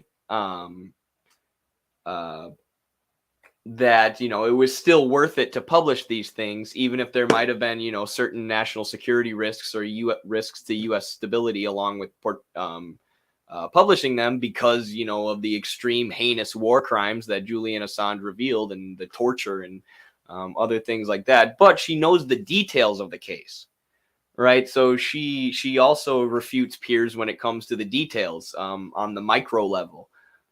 So pretty incredible. Ambassador Bolton, thank you very much for joining me, first of all. Why is America so intent on bringing Julian Assange to unbelievably draconian justice of 175 years, i.e. the rest of his life in prison? Well, I think that's a small amount of the sentence he actually deserves. He's committed clear criminal activity. He's no more a journalist than the chair I'm sitting on. The information that he divulged did, in fact, put many people in jeopardy. It put you in jeopardy because you were one of the war criminals that he exposed. You were one of the people who pushed for Iraq and Afghanistan, which Julian Assange revealed were based on lies, or more information about how they were based on lies, and about all the war crimes you did over there, about the civilians you gunned down with U.S. military helicopters. Should we put you in danger of people realizing how much of a bloodthirsty imperialist war criminal you are? He didn't put the American people in danger. He revealed information about what our government is doing and the people they're killing with our tax money. Undercut the ability of the United States to have confidential diplomatic communications, not just with other foreign governments, but in many countries with dissidents, people who even speaking to American diplomats could find themselves in trouble. And so, you know, he's been complaining about his treatment over the past period of time. He's the one who sought asylum in the Ecuadorian embassy. Now he faces extradition to the United States. I presume he will get due process in the United Kingdom to determine whether extradition should go forward. And when he gets to the United States, he'll get due process here. And I hope he gets at least 176 years in jail for what he did. Stella? Before Stella Assange slaps the mustache off this man, really no argument. No real argument. You know, the closest thing he had to an argument was these revelations put people in danger without explaining how.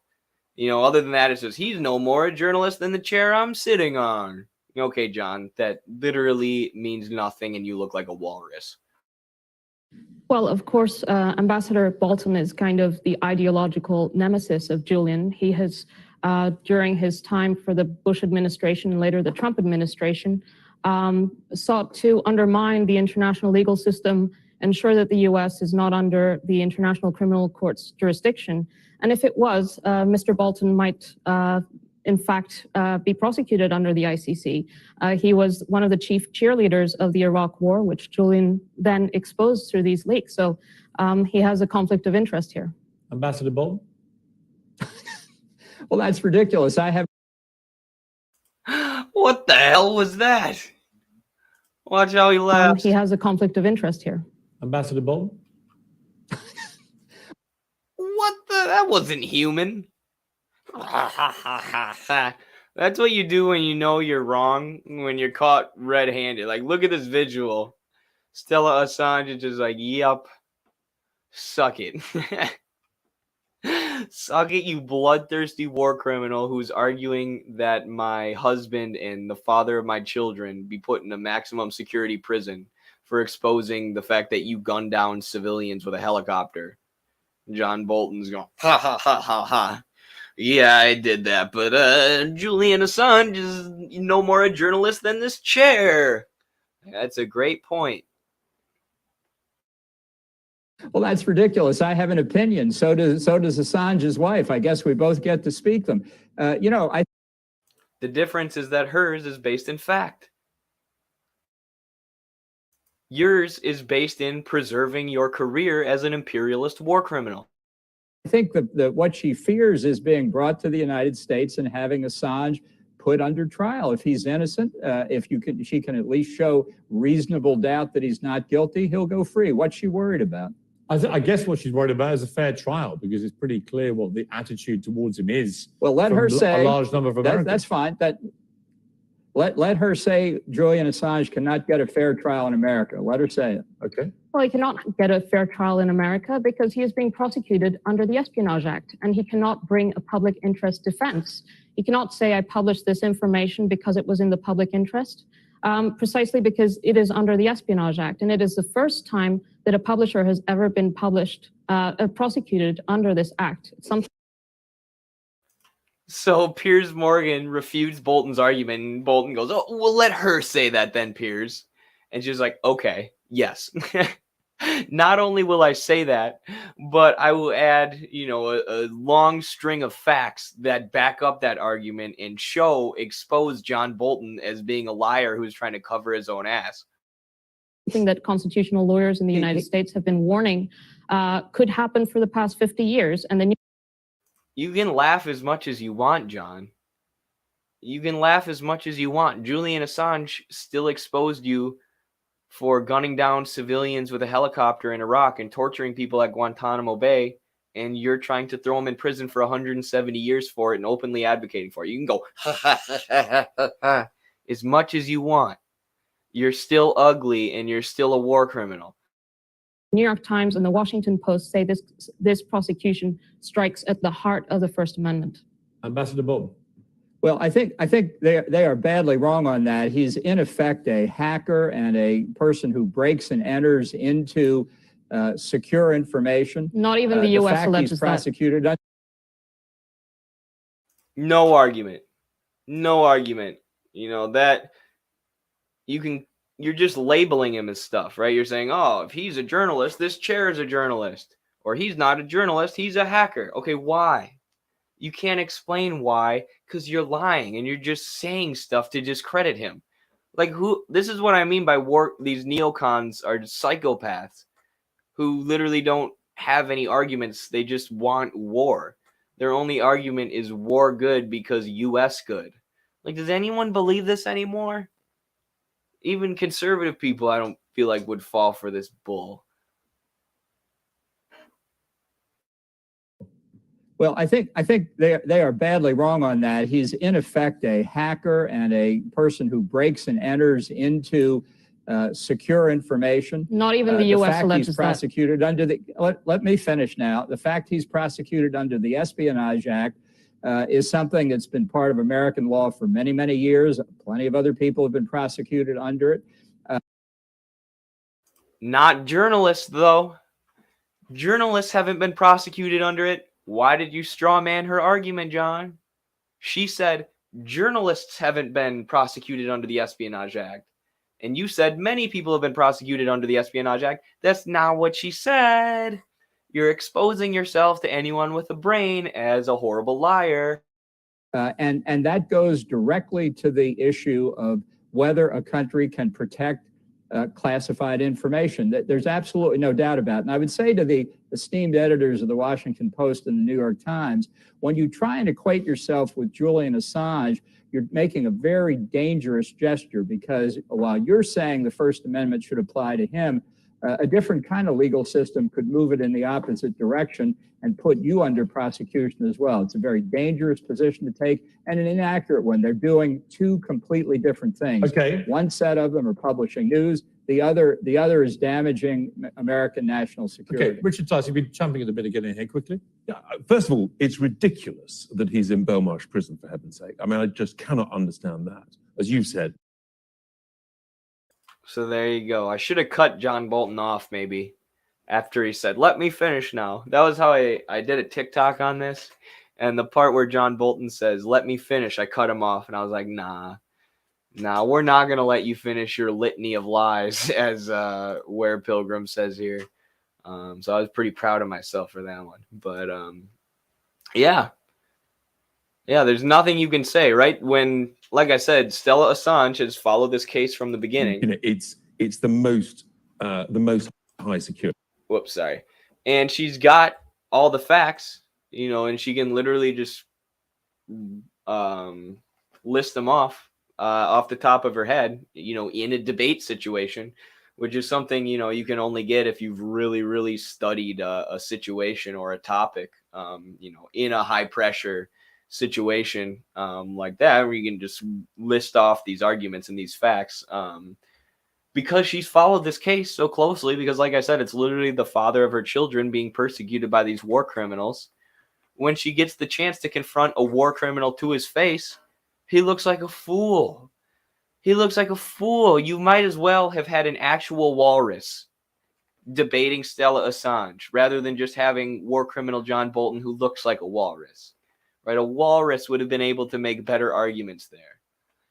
Because all the empire has is smears and projection and lies and hypocrisy, right? So anytime, you know, it, like, this is what we mean when we say the truth is on our side, right? The truth is on the side of the Marxists and of the anti-imperialists. So the more that you can, you know, get to the truth and educate yourself and study various geopolitical situations or the class struggle or whatever else, the more you're going to be able to expose the lies to the public, to regular people, to the working class who can actually change the situation.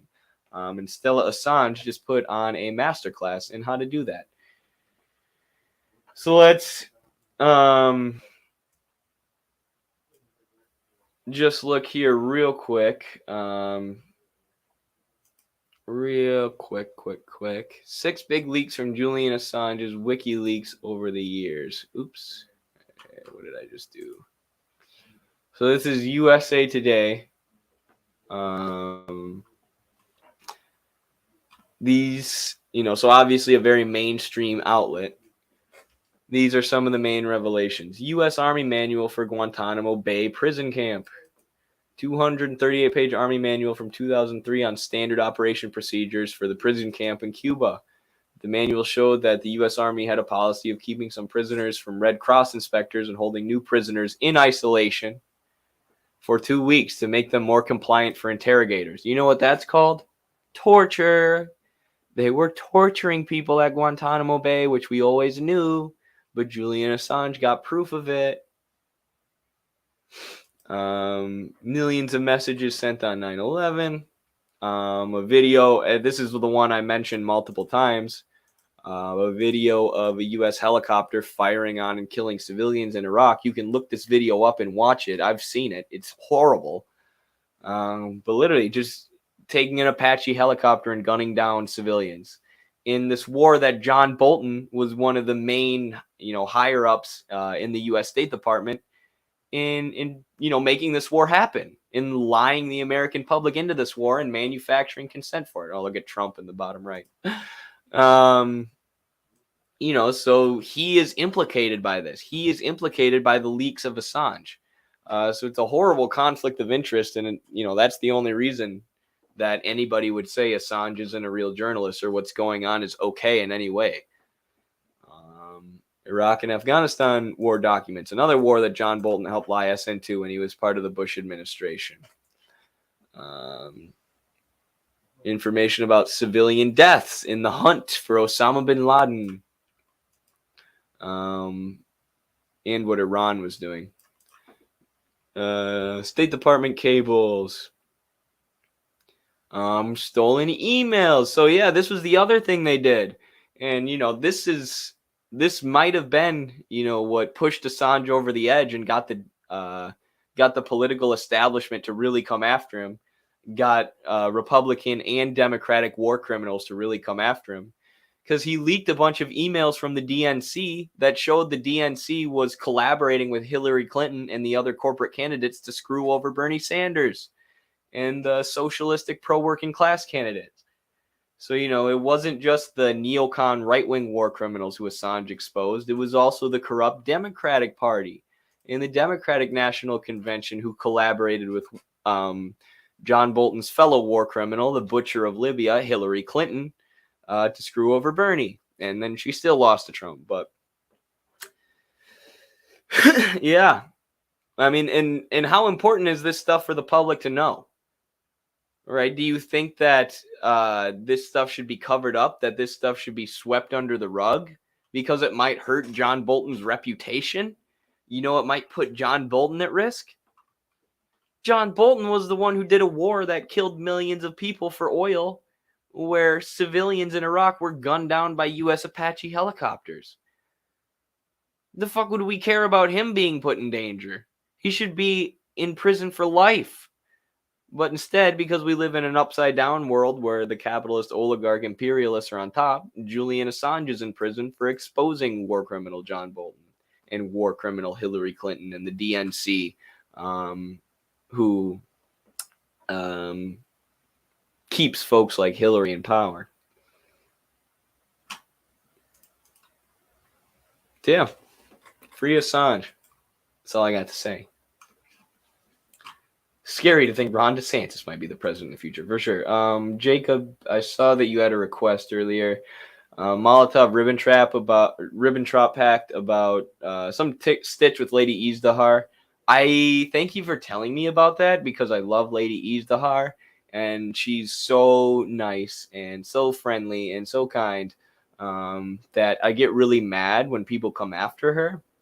And it makes me want to stand up for her and debunk their arguments. And obviously me and Lady Izdahar are pretty much in agreement on 99.9% of the issues and historical issues. So I will respond to that, but the Molotov-Ribbentrop Pact isn't my area of expertise. So I will do it later. I pulled up the video. First things that people bring up. And I saved it, but rather than doing it live,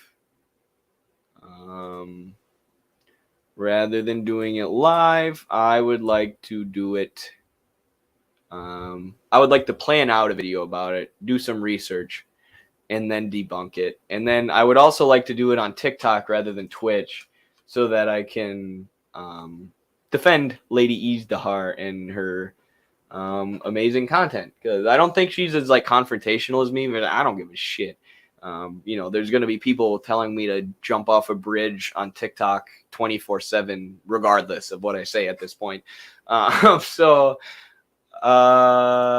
I said that a while ago, like I want to use my TikTok platform to defend other communists and socialists, because it is one of the larger platforms, and I don't mind confrontation with these goofballs. But Lady Easdahar has told me before that the hate and the constant smears and attacks that she gets do get to her sometimes, which is so sad, because her content is so amazing. So yeah, I'm gonna do that on TikTok. Long answer to a short question. I'm gonna break Assange out. Do it, Rusty. I'm coming with you. Let's get it. She's having her second live stream on the 30th. With Stella Assange's. Very cool. Very cool. No good deed goes unpunished. Good quote, Dolphin Enjoyer. Good quote. True quote, actually. Now John Bolton will never be on Dancing with the Stars. No. I would love to see Dancing with the Stars episode with, George Bush, Mike Pompeo, John Bolton. Who's the worst person on Dancing with the Stars? Who's the worst person they've ever had? I bet you they've had wasn't Sarah Palin on it? I mean, she's not a war criminal, but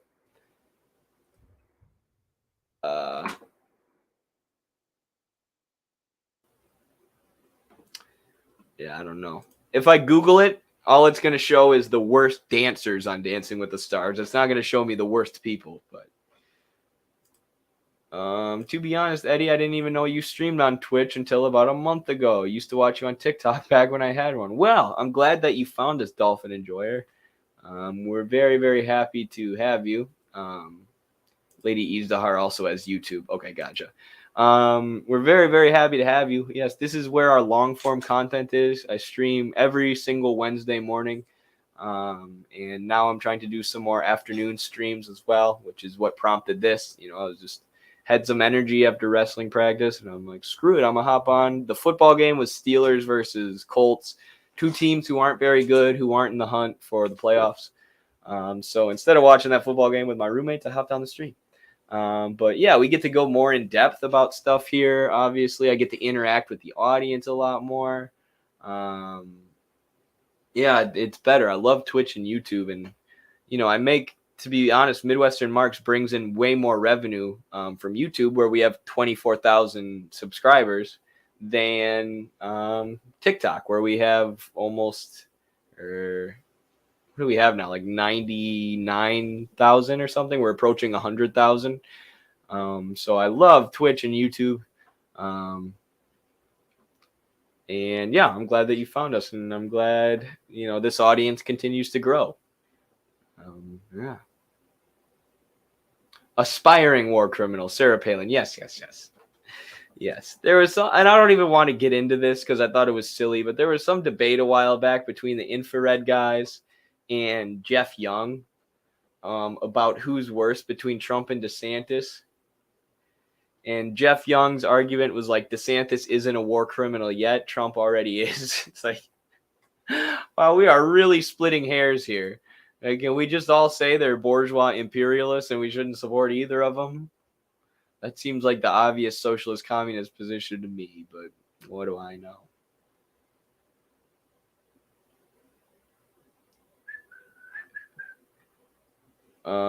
Tucker Carlson was on Dancing with the Stars. Really? Jeb Bush was on Dancing with the Stars? Is that what we're talking about, or is this a different thing?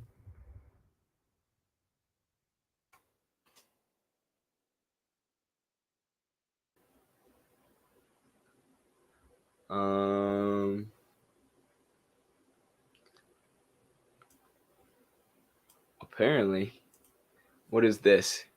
We have more contenders to Dancing with the Stars cast rumors this week for presidential hopeful Jeb Bush.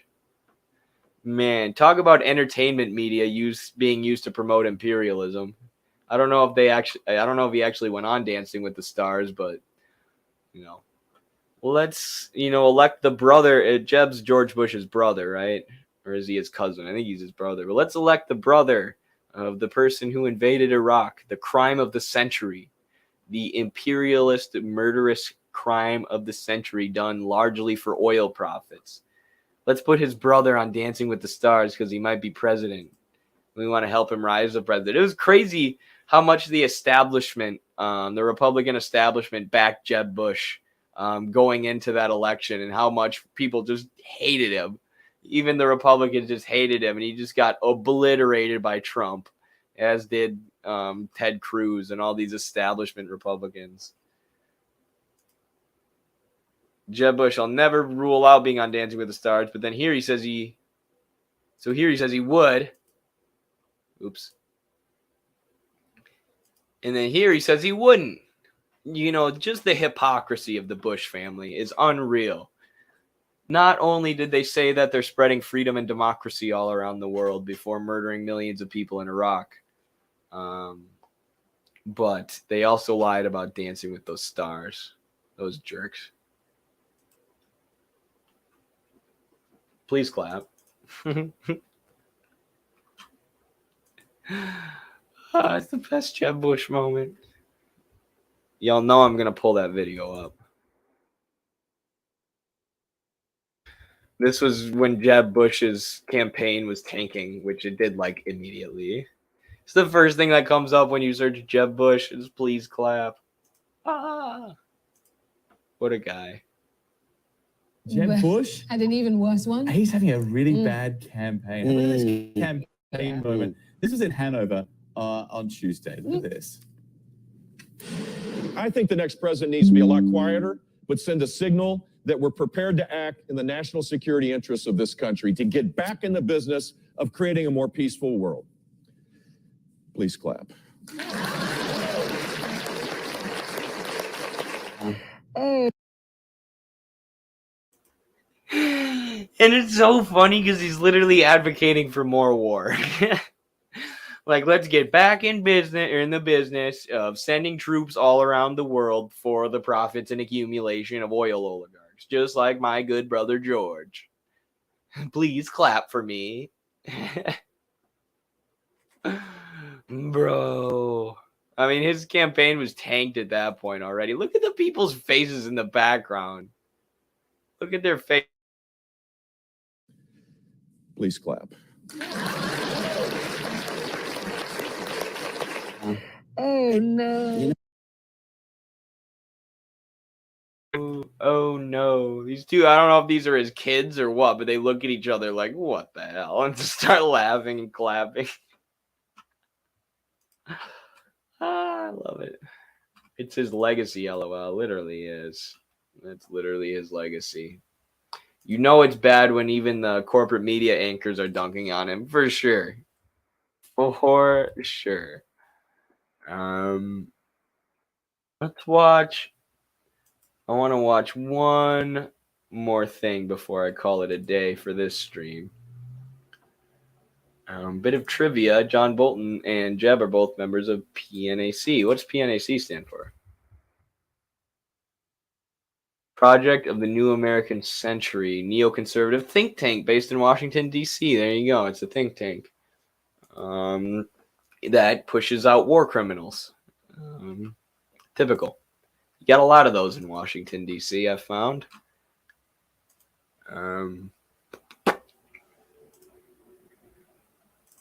But I wanted to cover one more video. I wasn't sure if I was going to respond to this today. I saw it on my TikTok, and I was like, man, I've just been dealing with so much. Sorry. That was loud. I've just been dealing with so much freaking BS lately on TikTok with, for those who don't know, some guy doxed me recently and, shared who my employer was and told people to come after me and try and get me fired. So, you know, it's just a bunch of BS. And I've been doing, you know, more tame videos, less video responses, less calling people out. Just for now, you know, to let things die down a little bit. And I saw this one. I was like, maybe I should let this go. But then I couldn't let it go because, you know, the conflict with Russia and Ukraine, the West and NATO are literally pushing us towards nuclear holocaust. They're literally preventing any kind of peace agreement from being brokered. They're talking about how we can't appease Putin, but we need to keep fighting with him, you know, meaning no peace agreements allowed.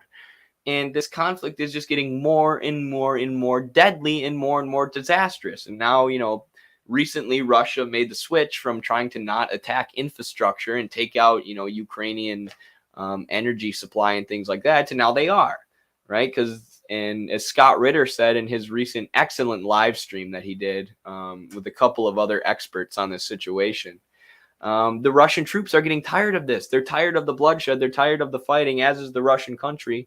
And now they're sending like 200,000 reinforcement troops into Ukraine to really finish this up. They're like, go for the jugular in a way that they hadn't been previously. And the U.S. and NATO are just so arrogant, so foolish. They continue pushing us towards this nuclear conflict with Russia that would lead to so many deaths, human rights disaster. So it's just, I just feel obligated to call it out when I see lies about it. And I saw a lie about it here. So here's how I called it out. I think I just I didn't upload this to YouTube yet. They can't see the vision, boy, they must be out of focus. Sorry, I'll read this because it's a meme using a song by Kyle, which I like Kyle, so I hate that he was used for this meme. But Putin, we need to expand and protect our ethnic brothers in Ukraine, as if that's something Putin's ever said. They can't see the vision, boy, they must be out of focus. That's a real hot album, homie. I wonder who wrote it. So he's saying Putin's Hitler, right? He's dressed up as Hitler here. And saying Putin's literally just doing the same thing as Hitler. Which, no! Bro should get some more views and likes. Thank you. I wish, but I'm getting suppressed. Good comment there from that comrade. You're brave, Eddie. Thank you. I almost didn't respond to this, so I appreciate y'all's comments calling me brave. But, like, even if you're, the most anti-Russia person in the world, you should know that ethnic cleansing is not the reason Russia went into Ukraine. The only people who support one ethnicity and ethno-state are the Ukrainian nationalists, the Azov battalion and the neo-Nazis that the U.S. is giving all these arms and funding to. So, even if you're anti-Russia and you're against the invasion and, you don't think, or even if you're anti-people in the Donbass, you can't say that it was about ethnic cleansing. Right? You could say it was about strategic ports, right? You could say it's about geopolitical strategy. You could say it's about protecting Russia's security. You could say it's about preventing Ukraine from joining NATO. All of these are legitimate reasons. But Putin's not doing ethnic cleansing. There are 190 different minorities in Russia. Sorry, I'm kind of explaining what I'm going to go on to say in this video. I'll let the video play now. I wonder who wrote it. No, the only people who want a singular ethnicity in Ukraine are the radical nationalists who are deeply opposed to Russia and the ethnic Russians in eastern Ukraine. And it was largely these groups who kicked off the war in the Donbass in 2014 by shelling civilian homes, infrastructure, and everything else. And you don't have to support Putin. Putin is doing the same thing to Ukraine now. But this was after 10 years of the ethnic Russians in the Donbass requesting Putin intervene and protect them from these extreme nationalists who in 2014 were literally filtered into the Ukrainian military with groups like the Azov battalion. So there are a lot of reasons you can point to as to why Putin is doing this, protecting Russia's security, their geopolitical position, preventing Ukraine from becoming part of NATO. But he's not an ethnic ethnic nationalist. Russia has 190 different ethnic groups within it. So if Putin just wants a singular ethnicity to be dominant, why would he be spending all of Russia's resources on the Donbass region in Ukraine? Why wouldn't he look internally? Like, again, you can be against this war and Russia's role in it and Putin, but if you think that Russia's end goal is some sort of ethnic cleansing, that's simply inaccurate, and you're not going to have a correct viewpoint of this geopolitical situation and conflict. And we need to be looking for a peace agreement so this horrific bloodshed that we've seen since at least 2014 can come to an end. And this kind of hyperbole claiming that Putin is equivalent to the leader of Yahtzee Germany doesn't help with that. I think it inflames the conflict more, and it does so based around historical and factual inaccuracies. So yeah, obviously I was really soft. I was really soft on the people who are anti-Russia doing anything to help the people in the Donbass at all. And just pointed out that this is, blatant factual inaccuracy and pushing us towards nuclear war. And this comrade here, Chungus, who I love, on TikTok says, "I think you like pain, Eddie. Good luck as always, or good work as always." Thank you. And, I thought about not doing it. Like I said, I thought about not doing this video. And it's not that I like pain or I like people on TikTok dragging my reputation and my name through the mud. It's that the truth is the truth, right? The facts are the facts. And I'll do anything I can to prevent us from, moving closer towards nuclear conflict with Russia that would lead to millions and millions and millions of deaths, which is where the West and NATO are pushing us right now. And I don't spend a lot of time on TikTok. I get a ton of TikTok notifications. So, I don't spend a lot of time reading comments and responding to, reading comments and watching replies to my videos unless I'm bored or unless I happen to come across one or see one that gets a lot of views or have tons of people tag me in one, because I know that can influence your thinking, and get you to be less likely to say the truth, to tell the truth. And, as I said, the truth is the truth. The facts are the facts. So I'm not going to let myself be influenced by goofy liberals on TikTok who call me a Putinist or whatever. Fuck them. Marxist Line Boy. Hey, Eddie, I just wanted to say that I am really thankful for your content and how informational it is. It has really helped me with my introduction into Marxism and communism, as I am from a small town, Kentucky, and was never properly educated on these things. Well, wow. That means a lot, comrade. Thank you for saying that. I'm so glad that our content is reaching people like you. In small towns like the one I came from. So keep educating yourself and keep struggling. We're happy to have you. And, I can't explain how happy it makes me to see comments like this. So this was a nice video, Eddie. The friendlier tone can be a nice change, but no need to hold back. Thank you. Yeah, I like doing the friendlier tone on TikTok. One, because it can help reach people who maybe you wouldn't normally reach if you come across as more rational in your tone. And two, because TikTok will ban me and they'll take my video down if I'm mean even at all, right? Unless I'm literally talking like, I'm like a mom, like holding a baby, like, ooh, goo, goo, gaga, Russia not doing ethnic cleansing, goo, goo, gaga. Unless I like coddle the people I'm criticizing, TikTok will take down my videos. But, yeah, thank you though.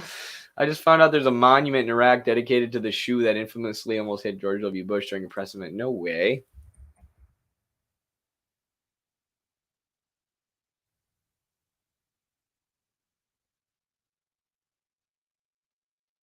Wow. There really is. I feel like I should have covered this at some point. Shoe monument for the man who threw footwear at George Bush. Wow, this is beautiful. What a beautiful piece of art. This is proletarian artwork right here.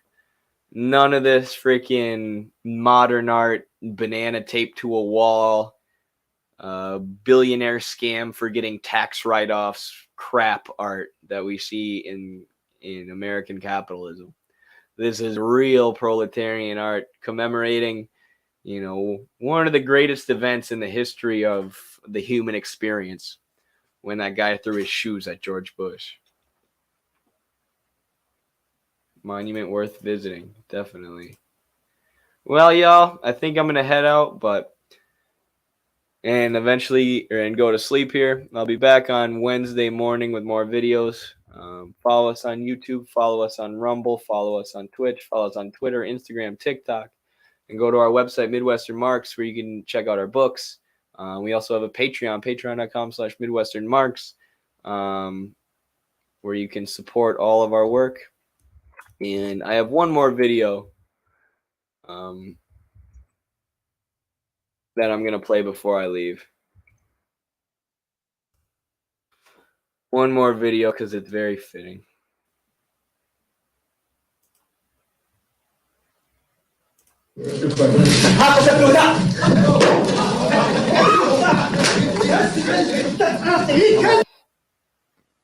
I wish it would have hit him in the face.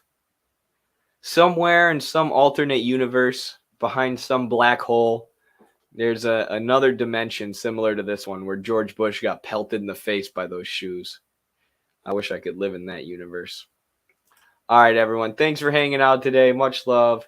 Thank you to the moderators like Ware Pilgrim and Cobra Commander, whoever else, Jacob.